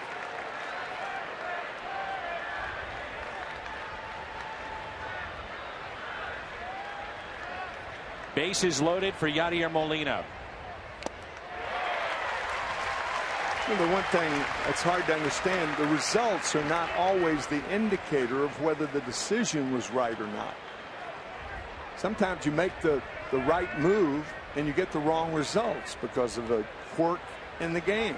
Hanging slider, what have you. Cantos began his career with the New York Yankees, then traded here to San Francisco. And that ball scoots away. Carpenter will score. Just like last night, a wild pitch results in a run for St. Louis. In game 1, it was Tommy Pham, and today it's Matt Carpenter. Just like last night with a different catcher. Buster Posey behind the plate last night. Susac behind the plate today. And an important second run scored for the Cardinals.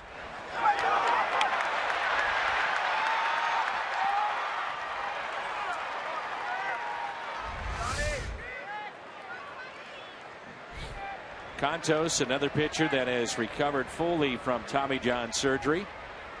The 1-1. As a matter of fact, when he was rehabbing his arm, he was in the Chicago area doing that. Finished up his degree at Northwestern. There's a degree in finance from one of the top universities in the United States. That's a good degree in this day and age for players. Finance. So. Yes.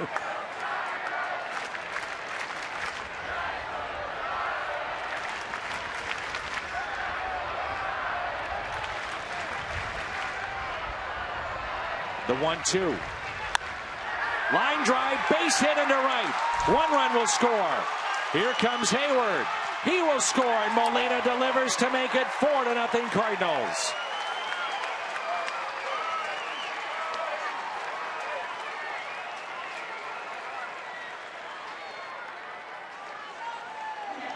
Talking about the move by Bochy. Now this was one of those quirky pitches where he makes the right pitch, jams Molina, and Yadi muscles it out to right field. And 2-run score for the Cardinals. Easily.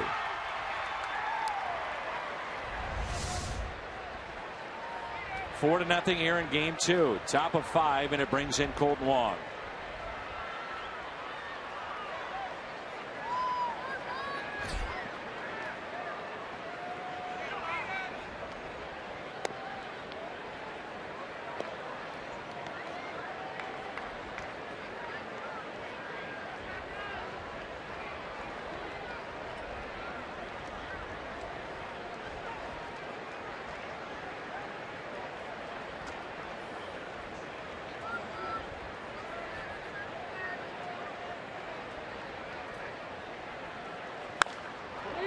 And a fly ball lifted down the left field line, and a foul ball.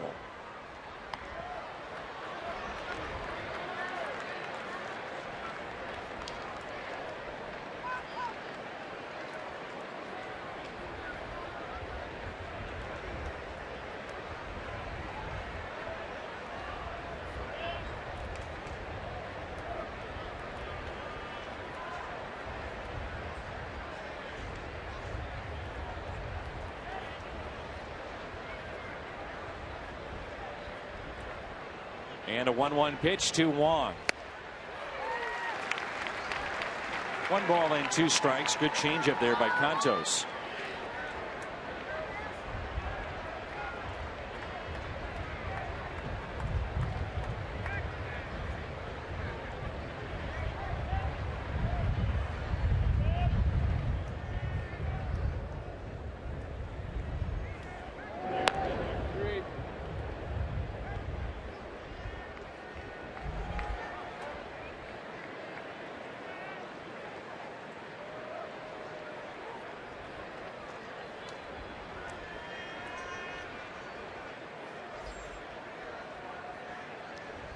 Runner goes, and it swung on and missed.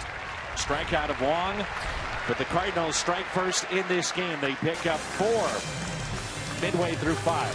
St. Louis on top.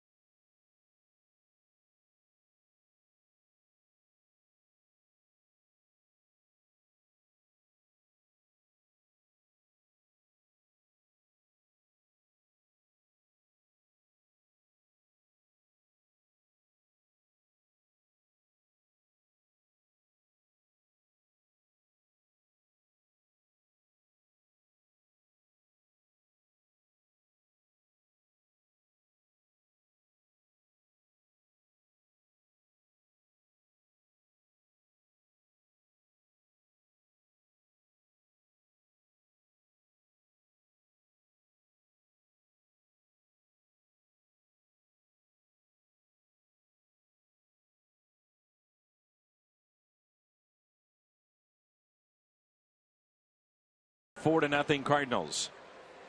We head to the 5th. And Lance Lynn will deal with Tomlinson, Susac, and Adrianza, the shortstop and switch hitter. Lynn has allowed 2 base hits in this ball game.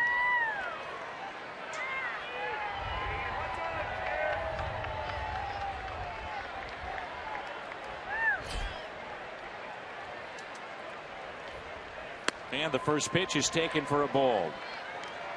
Tomlinson, first ever walk-off hit last night. The 12th round pick out of Texas Tech in 2011. He's gone from Red Raider statue to Clark Kent here in San Francisco. That's his nickname already. Yes. After 22 games. Grand slam 2 games ago. The walk-off last night. He was 3 for 3 in his first 3 major league at bats. And we talk about the history of the Giants. Only one player's been 4 for 4. He was pretty good, Willie Mays.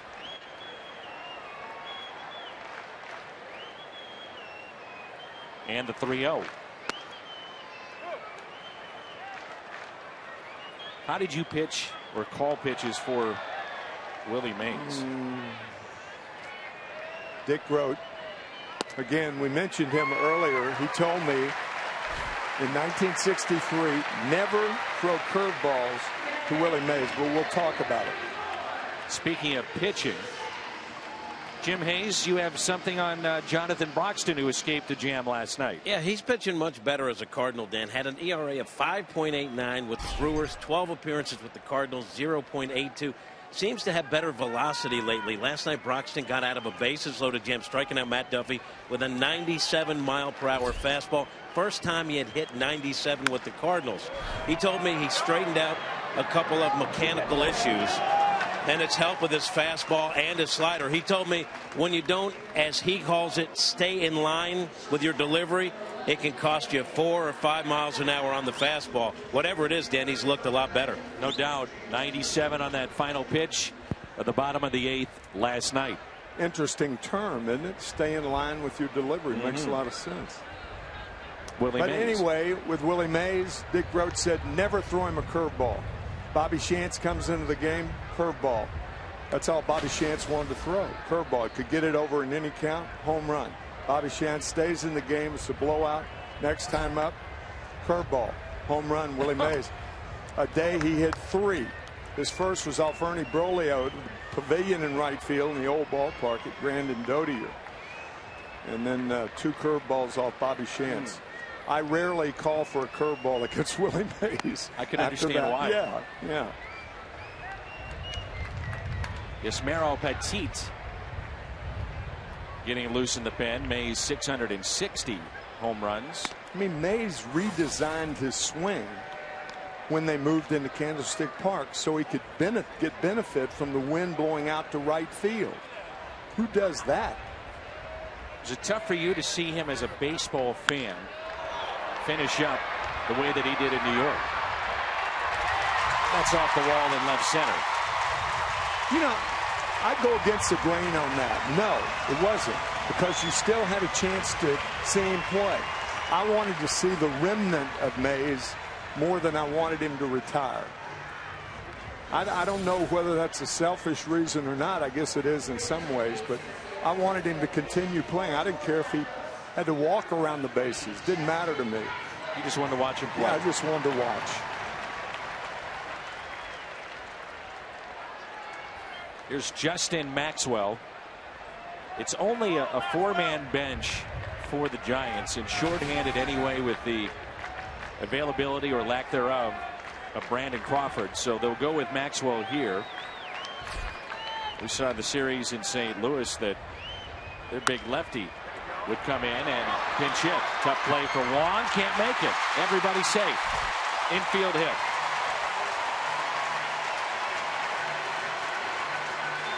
And that big lefty is Madison Bumgarner.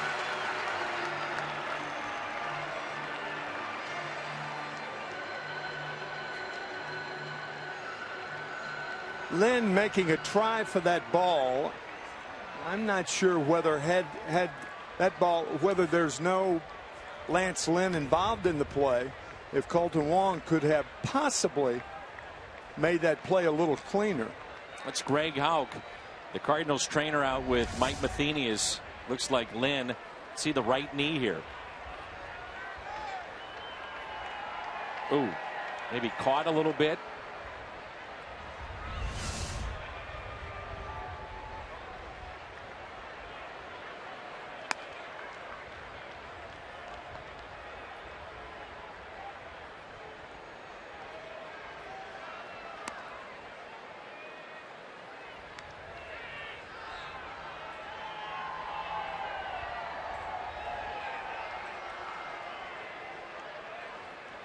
Well, you know, Lynn with a 4-run lead, 1 out away from qualifying for a victory. Clearly, he wants to stay in the game.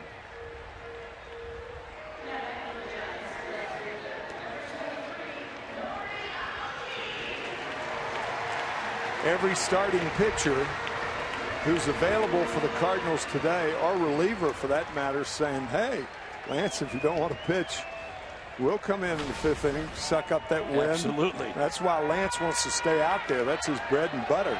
W's and L's. 2 outs, runners at first and third. Aoki, first pitch is strike. Fly to left and also grounded out to second.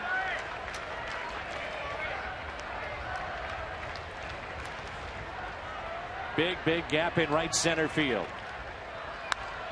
Popped up and out of play. Yeah, I think that's an interesting point. I think, you know, with as hard as Lance Lynn is throwing, if you're Hayward, you move 5 steps to your right, give him the whole part of the right field line. He's not going to pull the ball, or at least you have to go. You know, the odds are against it. As hard as Lynn throws, and Aoki's power, which is nil. Pitch at 94 and away. I mean, Piscotty, the left fielder of the Cardinals, it's about as close as a left fielder will play towards a line. For a left-handed batter. Sure.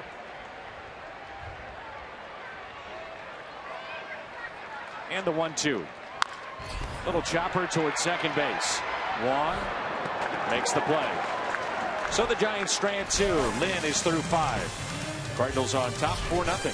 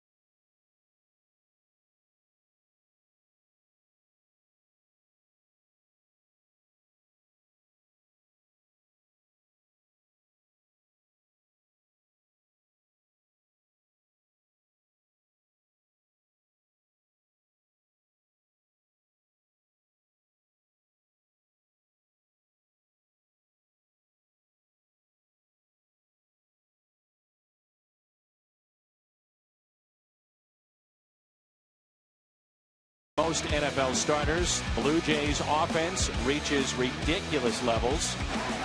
And 10 years after Hurricane Katrina. It's all coming up tonight on Fox Sports Live. Yasmero Petit.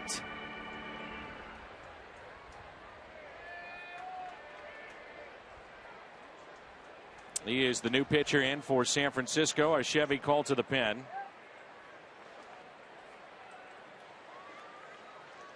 37th appearance for the big righty. And Tommy Pham will lead it off. I know, Dan, you were joining me looking down toward the bullpen, but nobody warming up for the Cardinals since Lynn's spot is third up in this inning. So Lance appears to be okay to take his turn at bat and go back out there.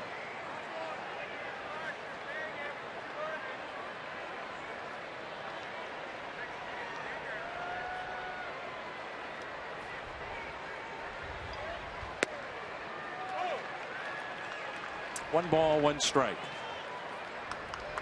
I'm not saying it's on the level of Brock for Brolio, but the trade for Cepeda is pretty darn good. Oof.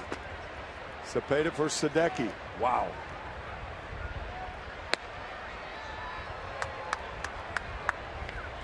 There's a look at Lance Lynn, that situation moments ago. He did go back up into the clubhouse, we understand, but seems to be okay. No activity in the pen, so he stays in the game. Here's a 2-1 pitch to Pham.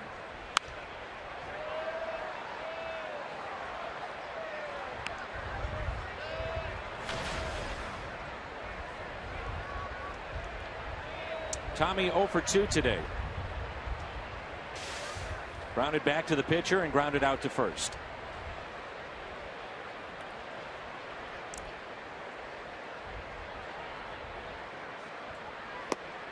And a swing and a miss.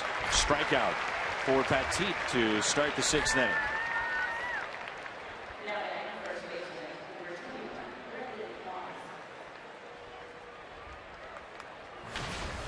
Four-run rally, all started by Brandon Moss with a triple off the wall back in the 5th. Tough to hit 8th in the National League, not in the American League, because the guy behind you can protect you. But with the pitcher behind you, a lot of times you don't get a lot of pitches to hit. Moss did, and tripled to open that 4-run 5th. You may see one pitch in the at-bat. Yeah, yeah. If that. Mm-hmm. You have to be more patient in that 8-hole than you do in other spots, generally speaking. Moss with that open stance and a 1-0 pitch.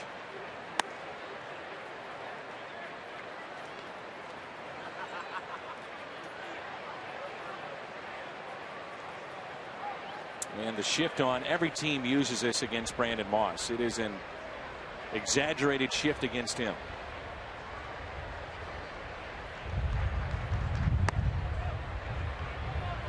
Three 3-0 with Lynn on deck.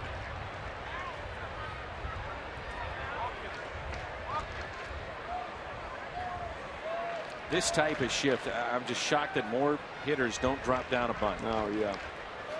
Just punch it the other way.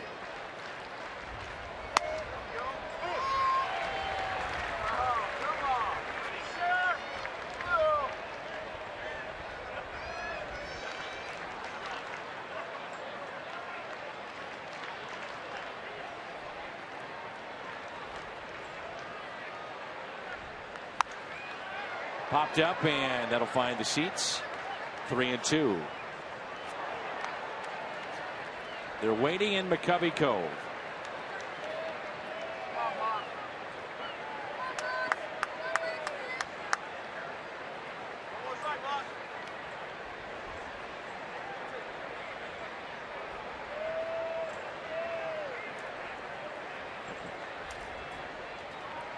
Three-two pitch.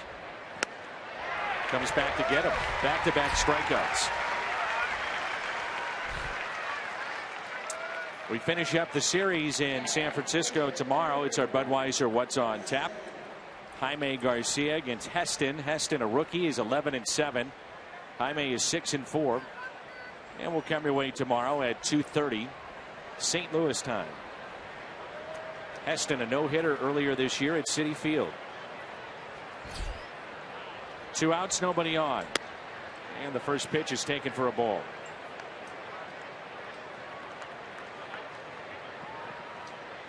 Willie McCovey, one of the longest home runs hit ever at Busch Stadium, too.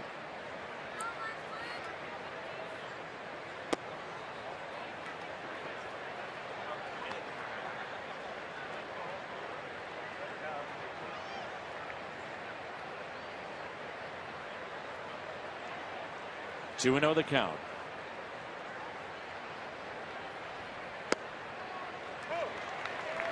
I had a pretty good view of that ball hit by McCovey because I called it. Al Jackson hanging curveball. Willie's nickname Stretch. What a dear, dear man he is. Rarely misses a game here at AT&T.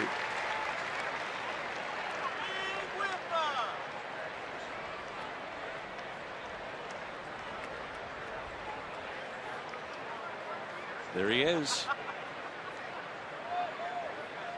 The 2-2.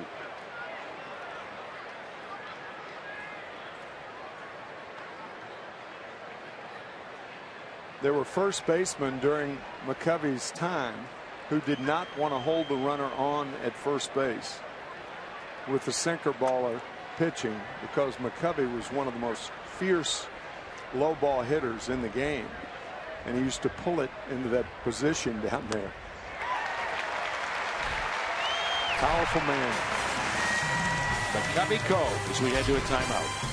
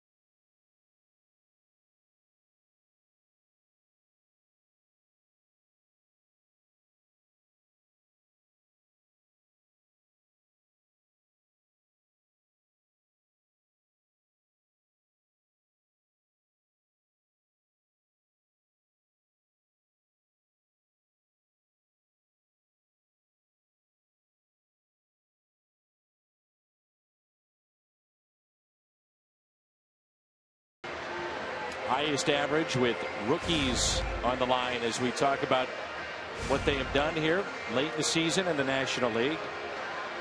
Grichuk on that list at 284, Duffy at 306.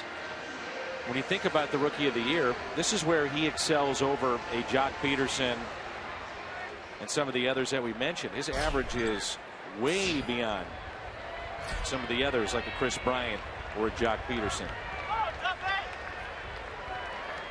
The Giants began this season with Casey McGee. Yeah, as they played with Miami last year. Their everyday third baseman. And a breaking ball is taken in for ball one. Underway here in the home half of the sixth. It'll be Duffy, Belt, and Bird. 2, 3, and 4 in the lineup for the Giants.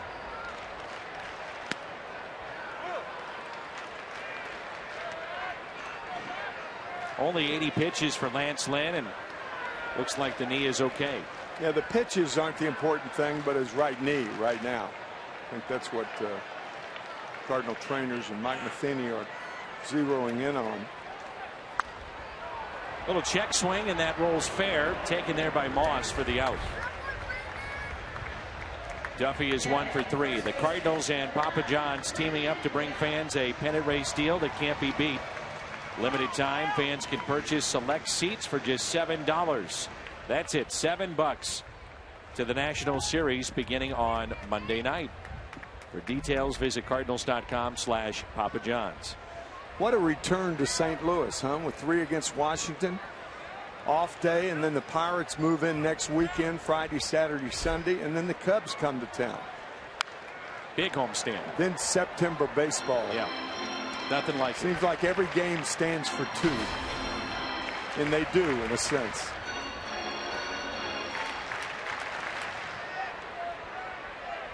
Talked about it yesterday or last night about how baseball is careening into perhaps one of the. Backhanded by Peralta off the bat of Brandon Belt. One of the best postseasons in years. And that's saying a lot.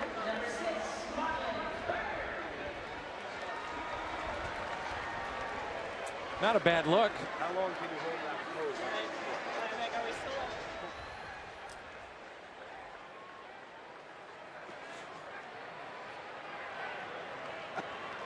Nice shoes.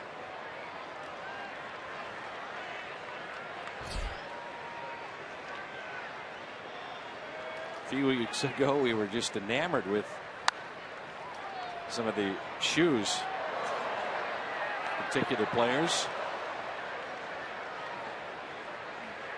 Those I would think would be tailor-made, right? I mean, well, it has not to be, a lot right? of stores can you go in and. Here's the 0-1.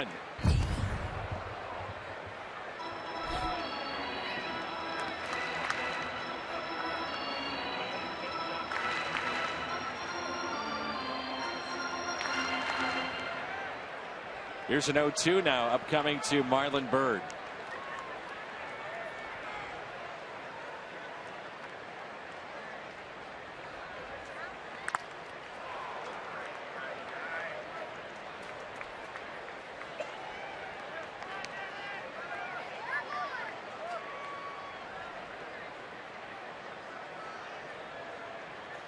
Last night it was Michael Wacha. Today Lance Lynn, tomorrow Garcia. Every single day Cardinals feel this rotation, they have a chance to win. One after another. That's a 1-2-3 inning for Lynn. Coming up for the Cardinals, the top of the lineup.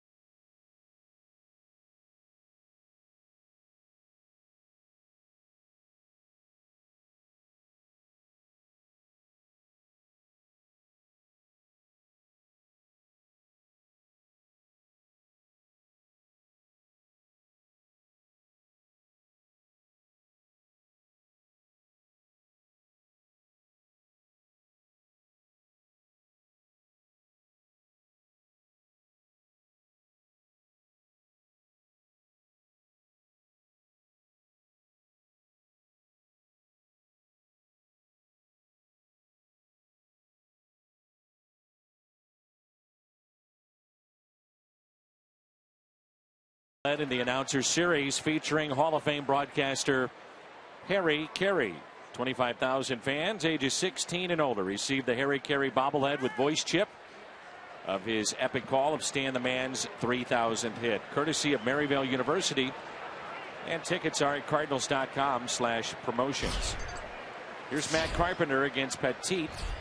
Struck out the side in the 6th. Crowd today of 41,796. 391 consecutive sellouts.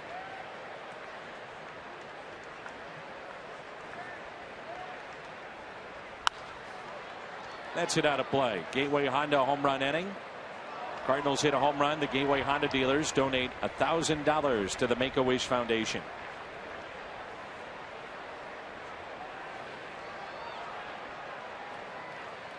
Many times you come to San Francisco in the middle of the summer and those night games are cool, almost cold. Yes. And we've had warm weather. As Carpenter lifts a fly ball into deep right center field. Blanco, plenty of room, one away. Just a gorgeous day. No humidity. Sparkling sun. And it appears the outfielders are catching up to the balls without any problems. We mentioned earlier in the game that this is a recipe for disaster for some outfielders, losing the ball in this sun, but there is a slight cloud cover, so it's not as high a sky as it could be.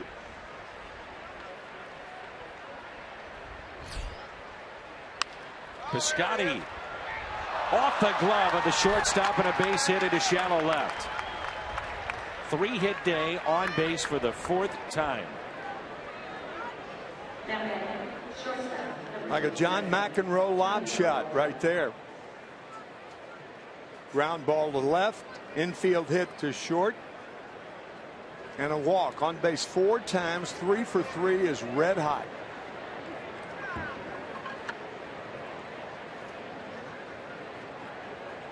Peralta, tough day, 0 for 3, is grounded into 2 double plays.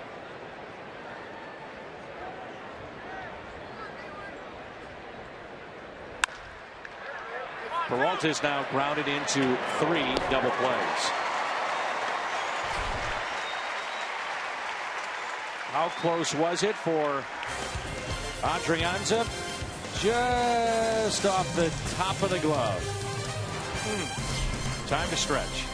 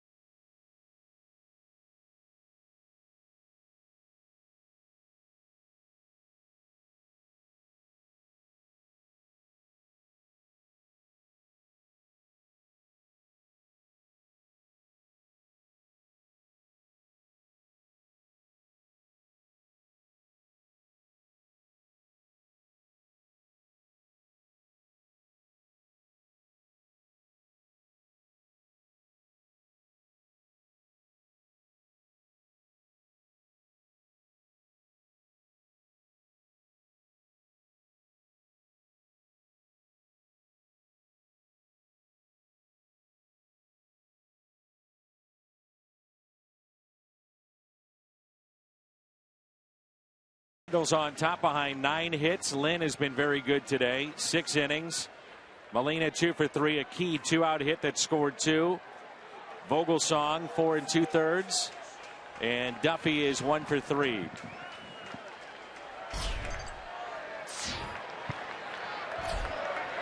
We are in the bottom of the 7th. 4-0 the lead for St. Louis. And the first pitch, a base hit into right. So Blanco is aboard. It's important Lance Lynn get through this inning. Why is it important? Well, Trevor Rosenthal, he and his wife giving birth to their second girl. He is not with the team, will not be here tomorrow, wasn't here last night. And that proved to be a problem for Kevin Segrist. Couldn't find the strike zone early in the count to 5 straight hitters. So Lance Lynn once again looking for that double play ball. Here's Tomlinson, who's 0 for 1 with a walk. Of concern in the game last night, the 3 errors, but also 6 walks, with 2 coming from Segrist. Yeah. You probably don't want to go to Broxton 3 days in a row. Cardinals try to avoid 2 days in a row. Cishek walked the bases loaded the last time that he was out there, so this could be some anxious moments coming up for Mike Matheny. Could be 2. Out at second and safe at first.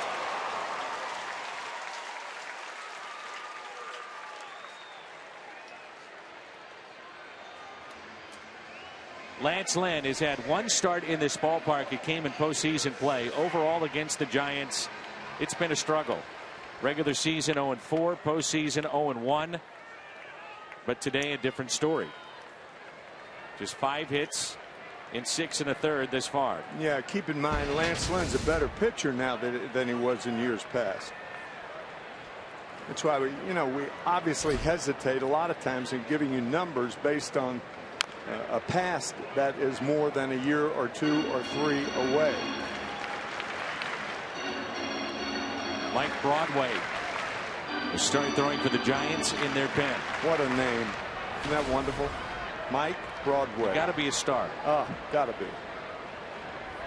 The Broadway here in San Francisco not nearly as prolific as the stars on Broadway in New York. Here it's known as, I guess, North Beach, right? South Broadway is North Beach. And you got Jeff Goldblum. Jeff Goldblum.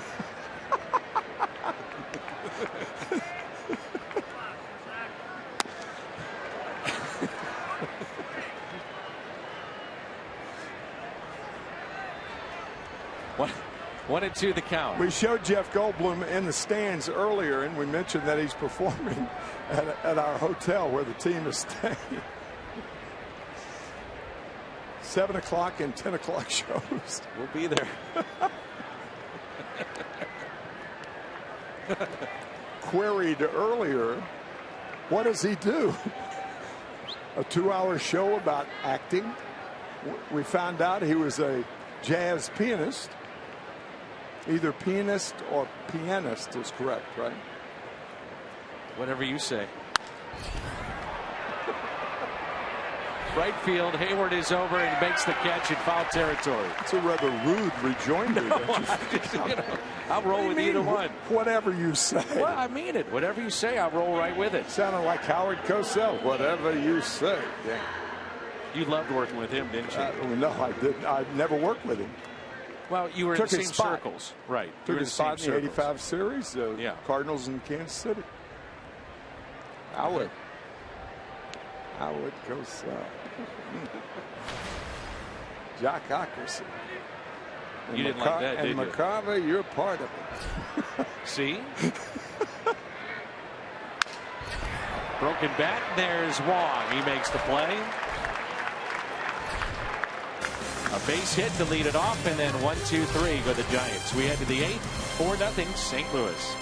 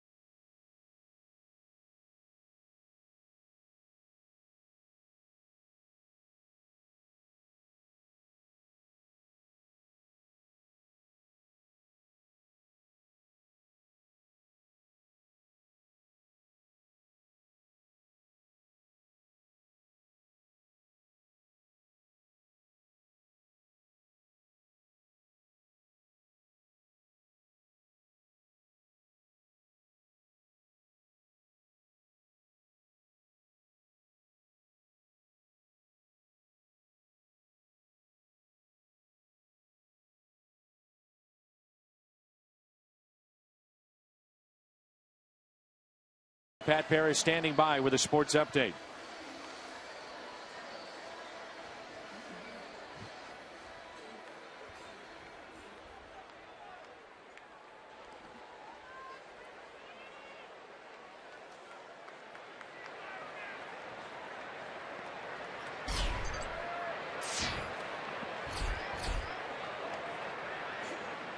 Pat, thanks. They started with a 1.5 game lead over the Yankees in the American League East. And Toronto, boy, that's a dangerous team come postseason play. Yeah, especially getting a pitcher of the likes of David Price, too. Tulowitzki. To the other side, Tulowitzki. Oh, man. Dangerous team, very. Hot shot hit to third. As Duffy makes the play off the bat of Jason Hayward.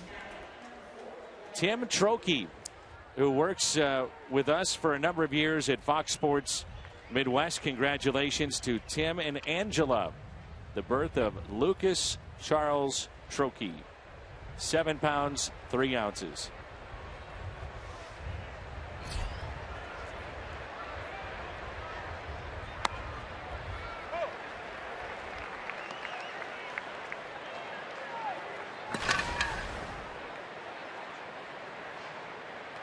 Thinking about Edward Encarnacion with a hat trick today. The hat trick, the term hat trick, originated in hockey, right? Correct. And it at one time was almost exclusively used in hockey, but now the sports have borrowed it.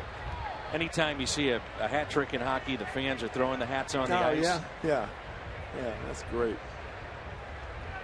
I always tell people, they ask us, and I'm sure you've been asked this as well, you know, where should I go watch a ball game, or tell me about some of the sporting events that I need to see, a bucket list type thing.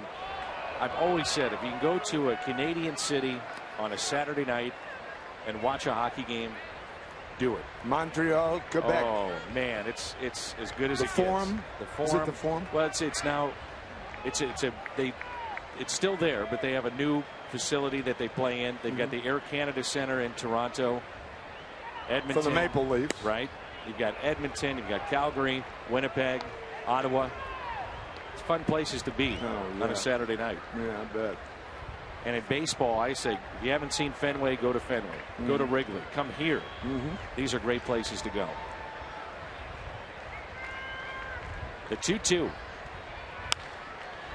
And a high fly ball lifted down the left field line. Aoki is over, and it's 3 or 4 rows deep.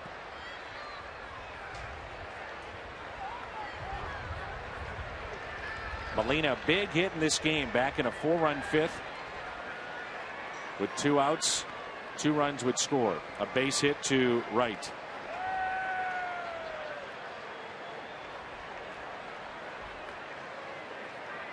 The Canadians play in the Bell Center. The 2-2. Strikeout of Yadier Molina.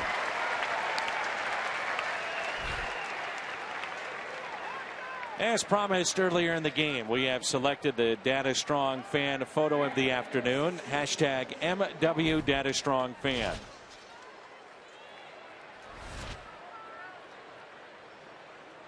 Hey, I really respect and admire hockey players, and kind of a fan. I wish I knew more about the game, particularly the game of the goalie. But I was in Montreal. I was traded to Montreal in 1972, and I was there the year that the Team Canada played Team Russia. Oh yeah. Best 5 out of 9. Yep. I have never seen excitement for one sport in one city in my life. The great Dan Kelly, who you said was the best ever. Best ever. He's the Vince Scully of hockey announcers. You got it. KMOX, Bob Hyland always looked to get what he considered the best talent in the world to come to KMOX in St. Louis. And Dan Kelly was the preeminent broadcaster in hockey. Did the Blues for a number of years. John Kelly, his son, is now the Blues broadcaster.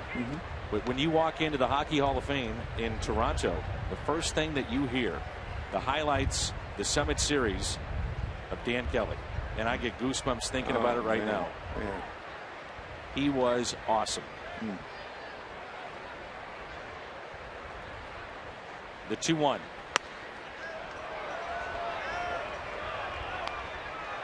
I wonder if Major League Baseball will head back to Montreal. That's an interesting question. I think within the next 2 decades, more than perhaps. You would need Canadian ownership. You need a new stadium. You need Canadian ownership. They had that before, of course, with the Brockman family.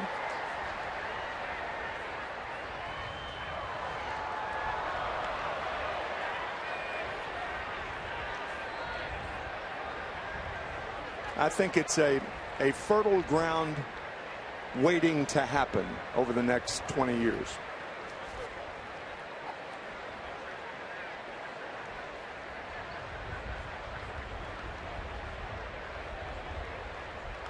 A 3-2 to Colton Wong. One of the things that were nagging about Montreal, they had some terrific talent through Gary Carter and the Hawk, Andre Dawson. Think of the team in 1994 before the strike. Yeah, they had the best record in baseball. Pedro Martinez, John Wetland, Marquise Grissom. My gosh. Larry Walker. Larry Walker. I was thinking of Larry Walker. That team was loaded. And had the strike not happened, and perhaps they go to the postseason, and perhaps Montreal wins the World Series, would they still be in the game? You betcha. I agree. I think. And then what happens to Washington? Well, they picked up maybe with the next expansion. Or Minnesota. Yeah.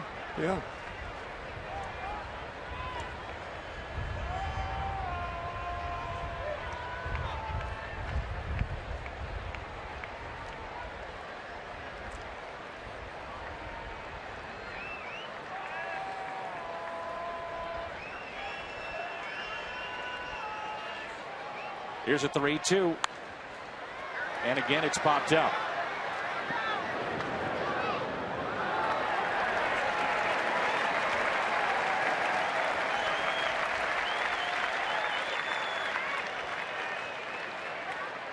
Me personally, I miss going to Montreal too. I love that place. I do too. Love the summer. town. Yep. Man.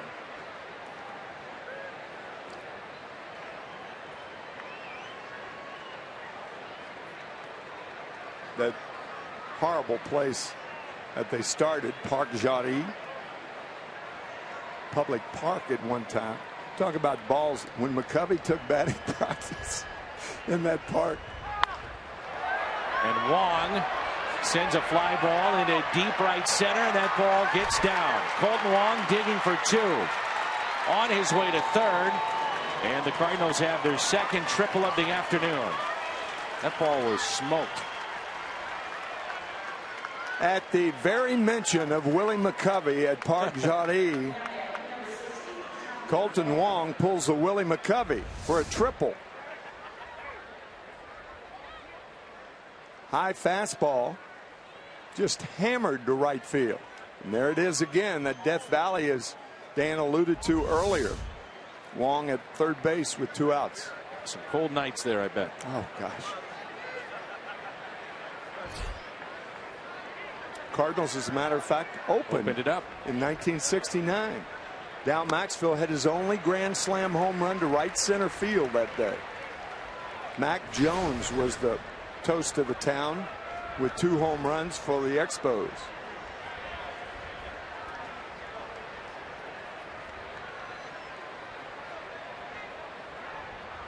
Here's an 0-1 pitch to Tommy Pham.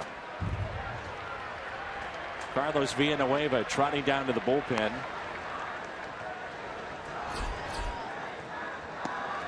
If you would get to Lynn's spot, you're 2 away. Assuming that the Cardinals would pinch hit for him, but Lynn has been pitching very well.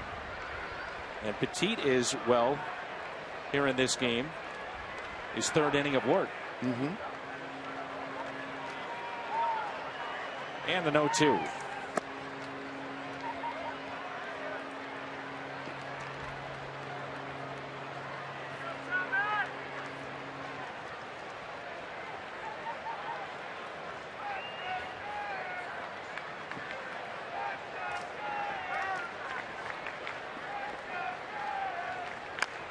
Little check swing and a foul ball. Ball squirting around that box. Fizzy style. I thought the ball was going to hit Pham initially.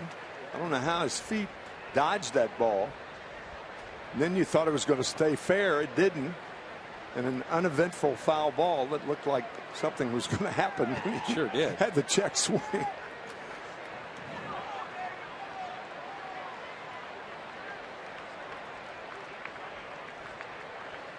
Curt Flood with the first hit ever at Jerry Park. Didn't know that.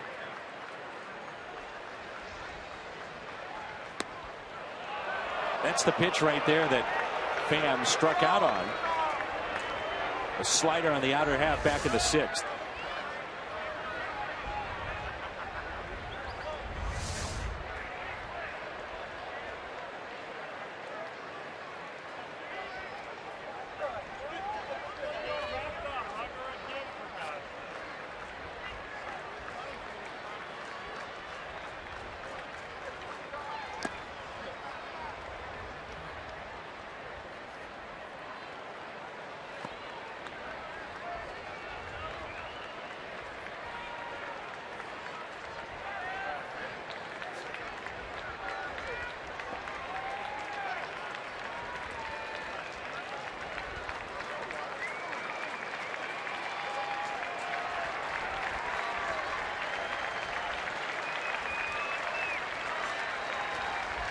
Here's a 3-2.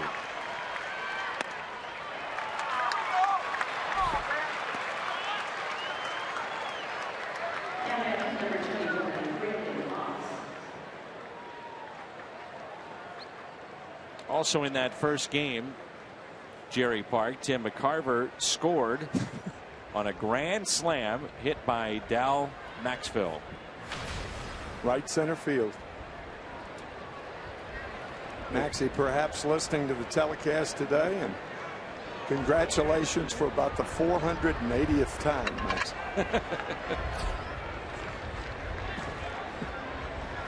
Mike Reynolds has moved to the on-deck circle. They have 2 lefties in their pen, but not going to them here. Slowly hit. Petit has got it. Cardinal strand 2.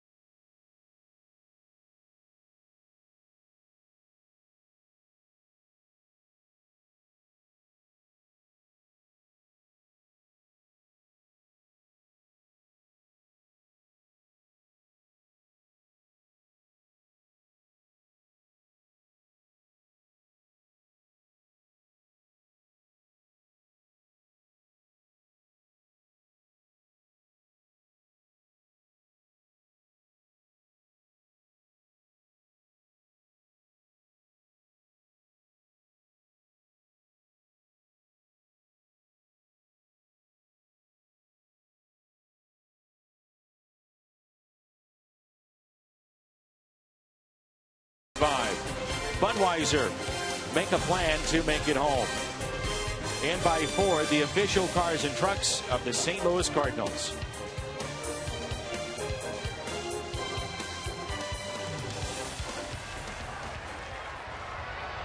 So Lance Lynn pitching into the 8th inning.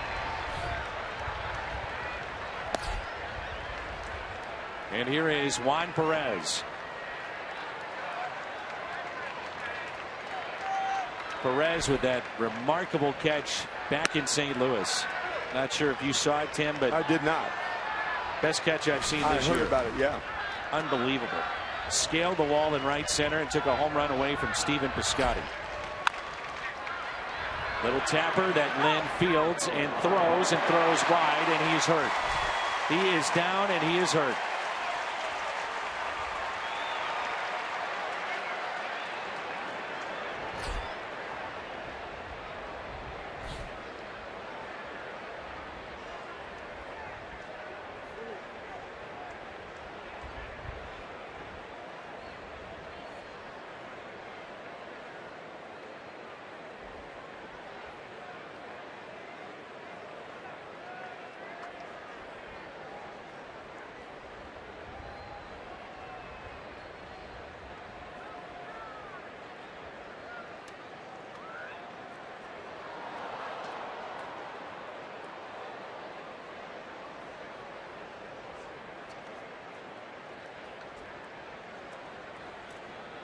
Working on the ankle, it looks like, of Lynn.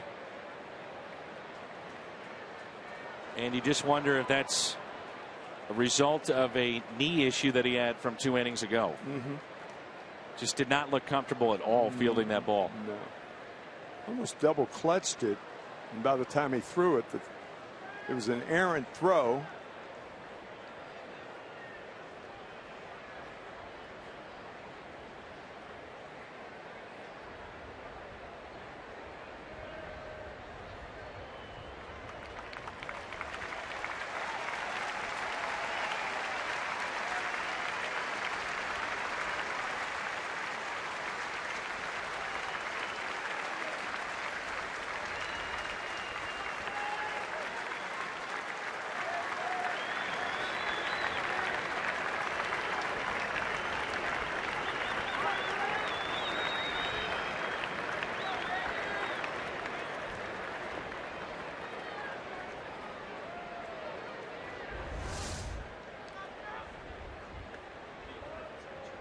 To the right of the mound toward third base. Oh, it's the ankle. Yeah, you can see that throw of the time he straightened the ankle up, but it was what happened before the throw. Ankle turning in, then he went down, and Randy Choate will be given all the time in the world to warm up.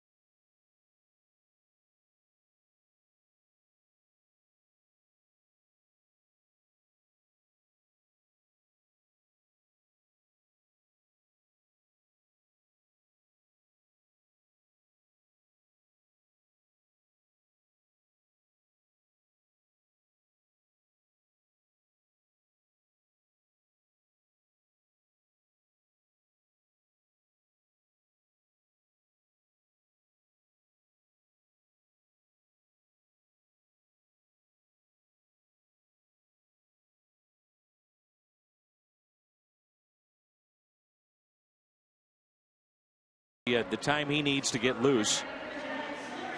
This is a couple of innings ago with Lance Lynn on a ground ball that scooted by him, and it was the right knee, we think.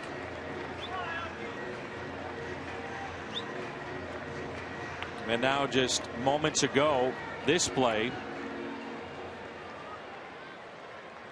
And the turn of the right ankle. Good play by Moss, by the way, to make sure that did not scoot away. Yes. And a pivotal batter for the Cardinals. Because clearly Randy Choate's in there for 3 hitters. Aoki, Duffy, and Belt. If you get Aoki, then it gives you a cushion to face Duffy. Got to play shallow in left field. And currently Stephen Biscotti is not in shallow enough. Not with Aoki hitting.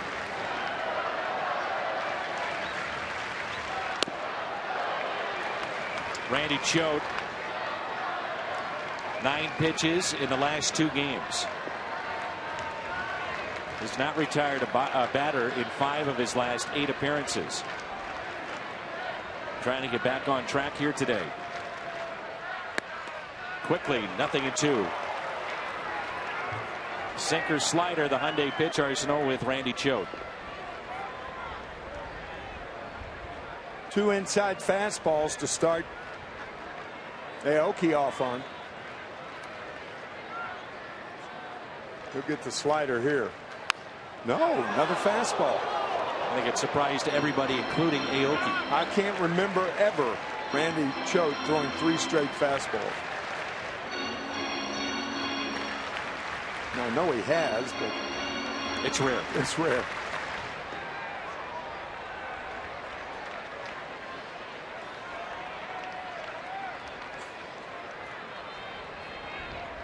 Manus throwing in the pen for St. Louis.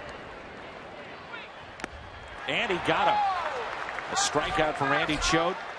A big first out in this inning. Oh, Mike's going to go to Seth Manus now. I thought he'd leave him in for 3 hitters with Belt on deck and pitching effectively to Aoki. But we'll see.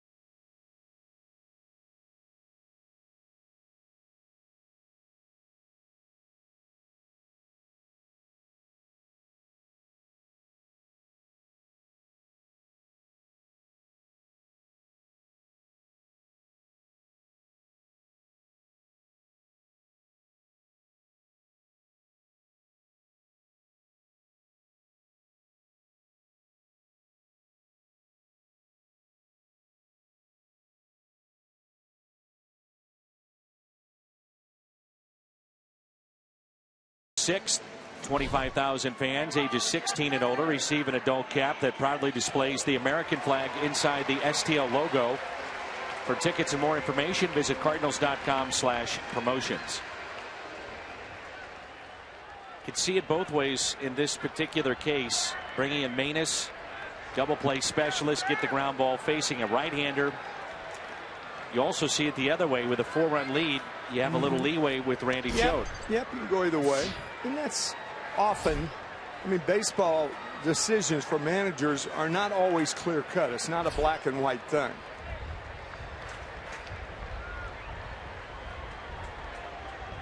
Mike Broadway is throwing in the pen for the Giants. And here is Matt Duffy, 1 for 3 today. singled to right, flied out to right, and grounded out to first.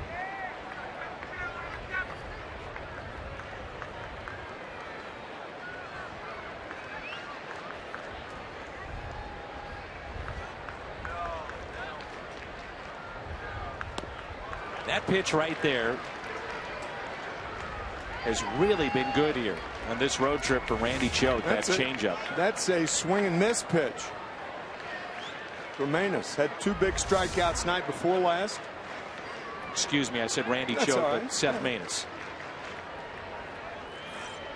0-2 pitch. One of the best times we've seen from Seth Maness out on the mound this year was in Arizona a couple of games ago. Bases loaded, nobody out, and no one would score. 2 strikeouts, both the third strikes with those Ks came with the changeup. There it is again. Good play, Molina.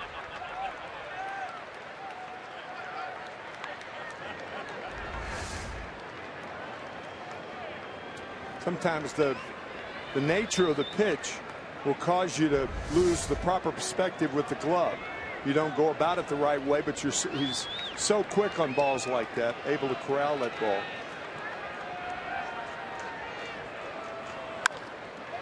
And a double play ball. Flipped to Wong, and it's a double play. Seth Maness does it again.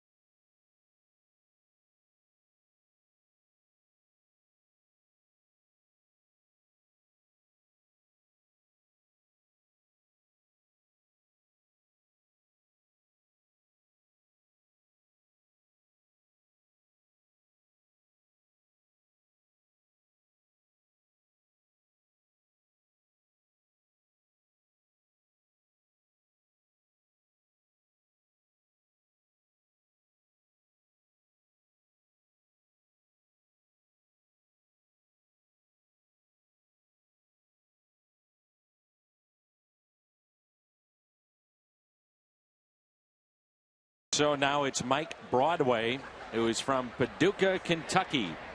This is Cardinals country. Greg Garcia will pinch hit. We had a nice talk with Greg the other day about this particular role, being a pinch hitter in the big leagues. Just get the numbers there on Broadway. Chevy Cole to the pen. He says your approach, what he's had to learn at this level, cannot change as a pinch hitter. Don't try to do too much. He's been good in this role. Small sample size. He said the reality of it is that's the way that I need to be every day as a player. Don't worry so much about every single time, worrying about every ground ball and play that you make. Just play the game. Pops it up and out of play. And it's obviously hard to do when you're breaking into with a major league team. You're getting no consistent at bats. You may pinch hit here and there. few starts, but be ready. Broadway originally drafted in the 4th round by the Atlanta Braves.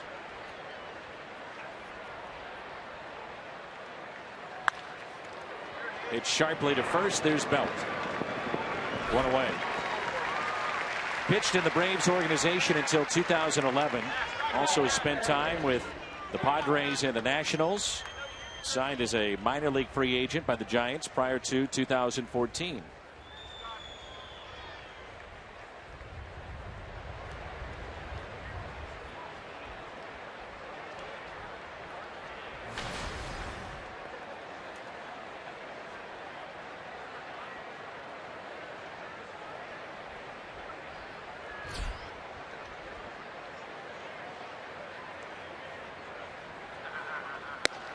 Here's Carpenter, who has an RBI back in the 5th.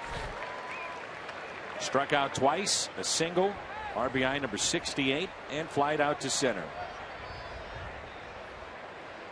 To make room for Broadway, they designated Brett Bochy for assignment, Bruce's son.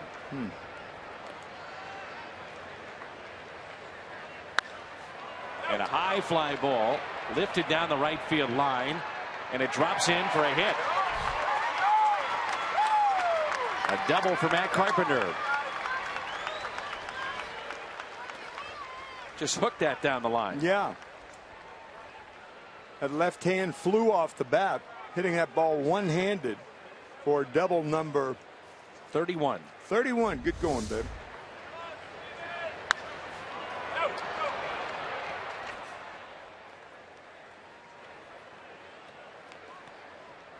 It's only 309 down the line, but it appears to be so much farther because of that wall.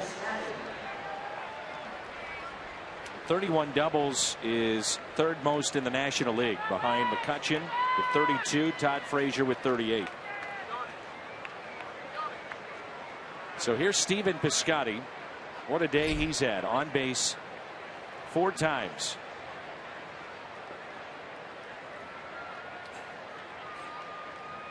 Three base hits and a walk for Steven, who's had an infield hit and a check swing soft liner for a base hit.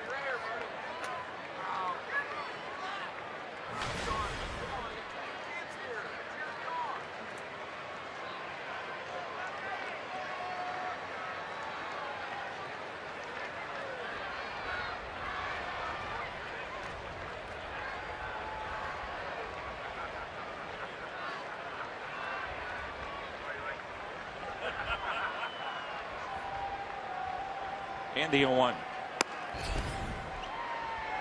Sam Tuivailala was closing in the minor leagues, getting loose for the Cardinals. And it looks like he will start in the bottom of the 9th.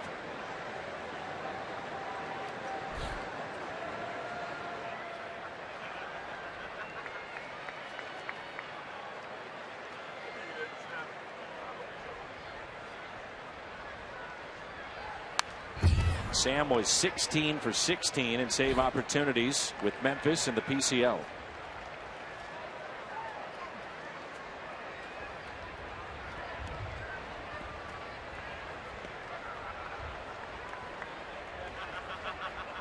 Steven started this road trip 0 for his first 8. And now 11 for 23. The 5 RBI day last Sunday in San Diego.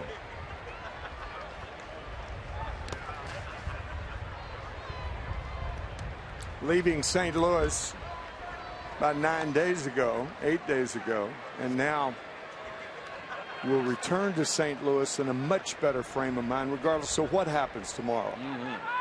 More firmly entrenched in an outfield starting position for the Cardinals.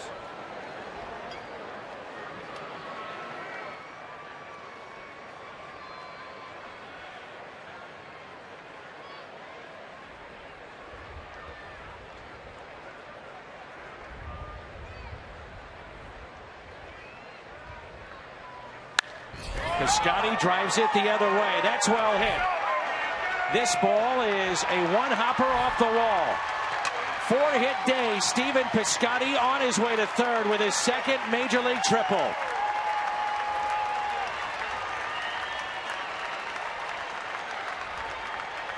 On base for the 5th time, and it's 5-0 Cardinals. Third triple for St. Louis today. Not really a prodigal son here in San Francisco, but kind of one. Returning to the Bay Area. He's from here, about 45 minutes from the ballpark. And what a day he has had. My gosh. A walk, 3 singles, a triple, an RBI, a run scored. Welcome home. Infield in for Peralta. He's hit into 3 double plays today for Johnny Peralta. First career 4-hit game for Piscotty. And a little breathing room now for the Cardinals.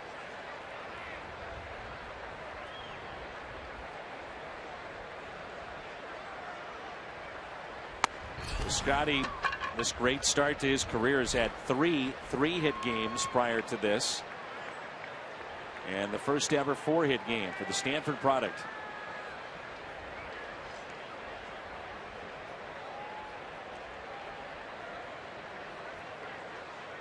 Here's a 1-1.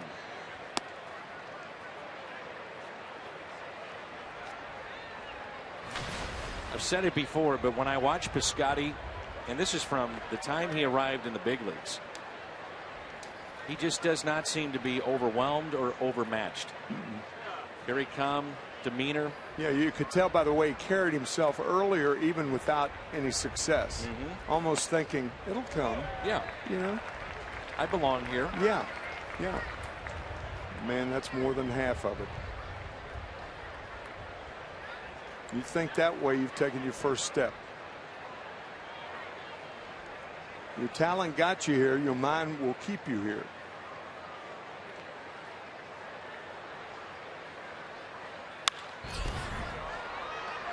Into shallow right. And the catch is made. Tough day for Peralta. Piscotty now with the 4 hits is hitting .344. This being his 35th game.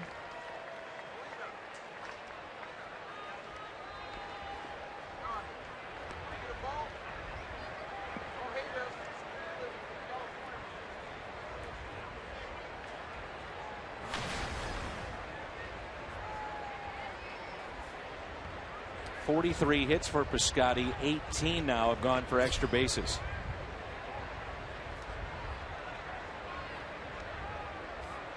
Two outs, runner at third, and here is Hayward.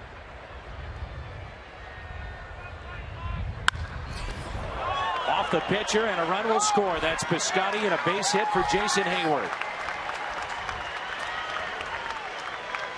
Half the runs today have been scored with 2 outs for the Cardinals. And it's 6-0.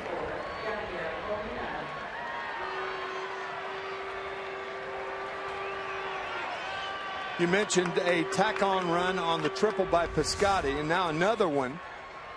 And who knows how important those 2 hits are. One by Piscotty, one by Hayward to drive in the 5th and 6th runs of this ball game. So 2 outs, Hayward the runner at first base. But with a thin bullpen, you'd think they're important. Man on deck is Colton Wong if Molina can extend the inning. Later tonight, the Cubs play against the Dodgers. That's John Lester against Matt Latos. Latos 4-9. Lester 8-9. Hit to third. And the Cardinals adding to their lead. 6-0. Bottom of the 9th rolls in.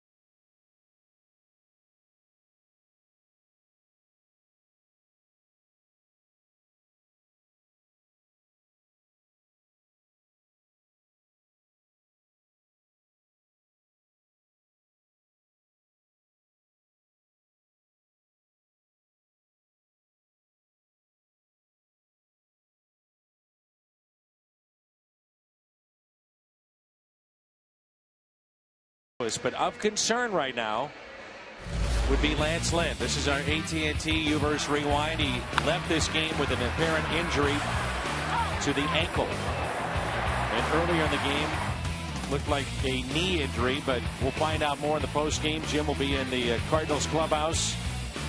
You'll hear from Mike Matheny and the players. And St. Louis still 3 outs to go. They'll turn it over to Sam Tuivailala, hard-throwing right-hander. So Chevy called to the pen. That was earlier, of course, those 10 appearances, 10 innings, giving up 5 hits, 1 home run. Tim, over the recent history of the Cardinals, people ask us, well, how are the Cardinals doing this? Why are they winning?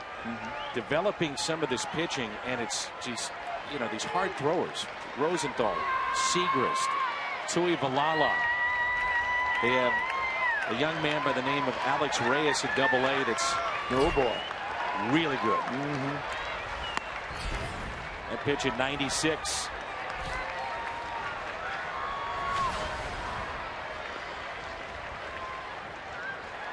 There's Brandon Belt. But they just keep churning out these young arms. Yep.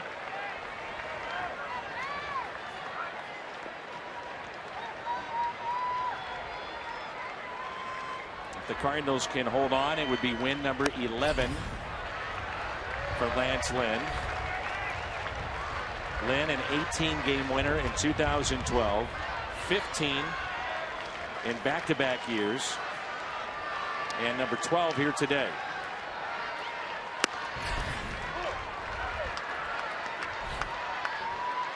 Pretty easy with a 6-run lead in the 9th inning. Make the hitters hit to get on.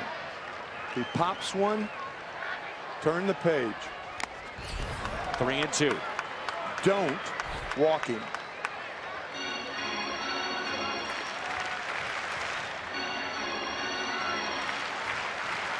Mike Matheny thinking right along with you as he's got Villanueva ready to go just in case.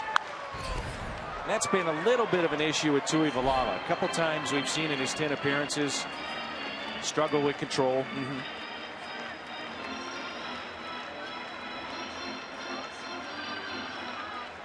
Official word from the Cardinals clubhouse, a mild right ankle strain, and not a strain, a sprain for Lance Lynn. And Tuivailala comes back with 97 on the gun, strikes out Brandon Belt. Boy, roaring back after 3 straight balls, 4 straight strikes. This copyrighted telecast presented by the authority of the Cardinals. It may not be reproduced or retransmitted in any form. And the accounts and descriptions of this game may not be disseminated without the express written consent of the St. Louis Cardinals. Here's Marlon Byrd with 1 out, nobody on here in the bottom of the 9th.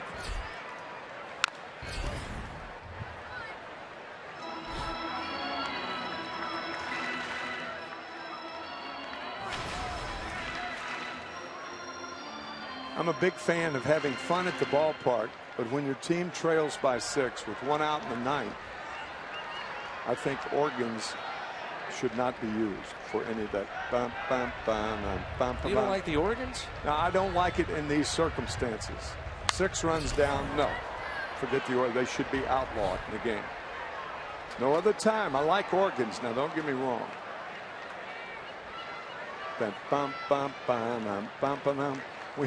I mean, there's a lot of false hustle in that tune under those circumstances. Wait a minute. False hustle. Wait a minute. Were you the main character in Gran Torino? No, I was not. What? I mean, Clint Eastwood's video? What are you talking about? Getting too grumpy on that. Oh, no, no, no. No, no. I have a list of pet peeves. That's one of them. And that's one of them. Yes, I do live by myself. Our Budweiser player of the game is Stephen Piscotty. On base 5 times and 4 for 4. First 4-hit game in the big leagues for Stephen. Along with Clint Eastwood. From the area, why not? But Tuivailala has gotten the first two. The big pitch he was working on this year after his initial call-up was a cutter. He said he really had to start developing more than just that high-octane fastball, which at times he could get away with in the minor leagues. How There's about a that? good pitch right there. He comes in, he throws 3 straight balls, and now has thrown 9 straight strikes. If the Cardinals hold on, 1 strike away from doing that. At the moment, they would be 4 games in front of Pittsburgh, 9 in front of Chicago. And a soft liner into left field to extend the ball game. So Blanco a 2-out hit.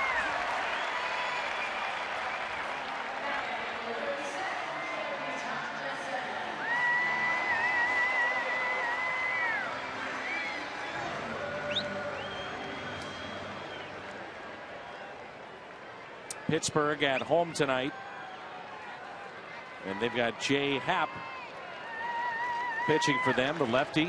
Is that his first start with Pittsburgh? I'm not sure. I don't think it is. Yeah. I think he's had maybe 1 or 2.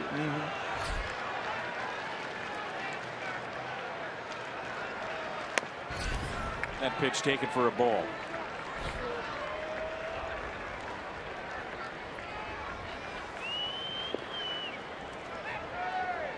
Garcia and Heston tomorrow.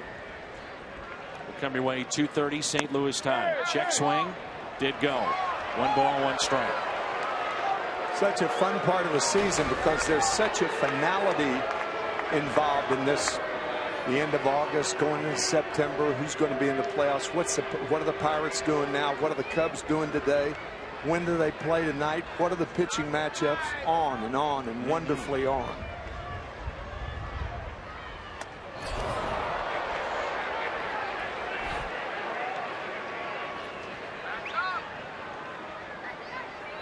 See the light at the end of the tunnel after a long grind and a hot summer. Weather's starting to change. Love it. The 2-1 pitch. 3-1.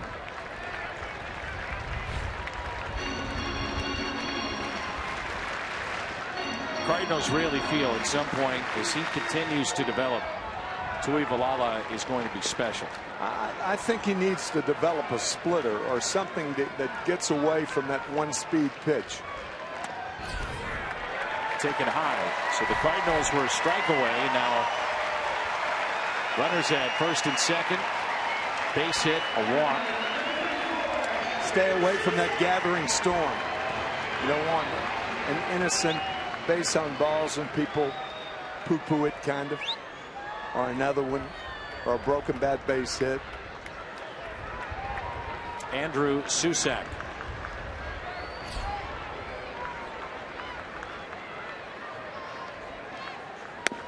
Strike 1.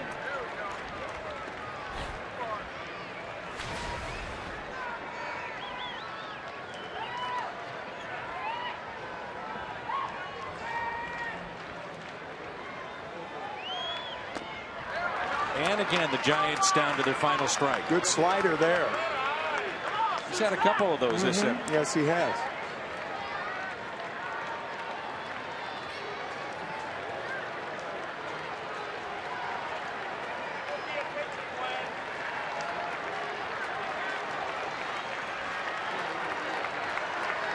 The 0-2. There it is. Cardinals take game 2, 6-0 the final. And for St. Louis, it is win number 83. And what a day for Stephen Piscotty. And getting back on track today after a poor game last night, a sloppy game, particularly in the 4th inning. And 3 errors in that game. And this game crystal clear. Great job by Lance Lynn winning his 11th. Good job by Piscotty. You're right. I mean, what a day he had. 3 hours, 11 minutes. The rubber game tomorrow as we wrap up the road trip.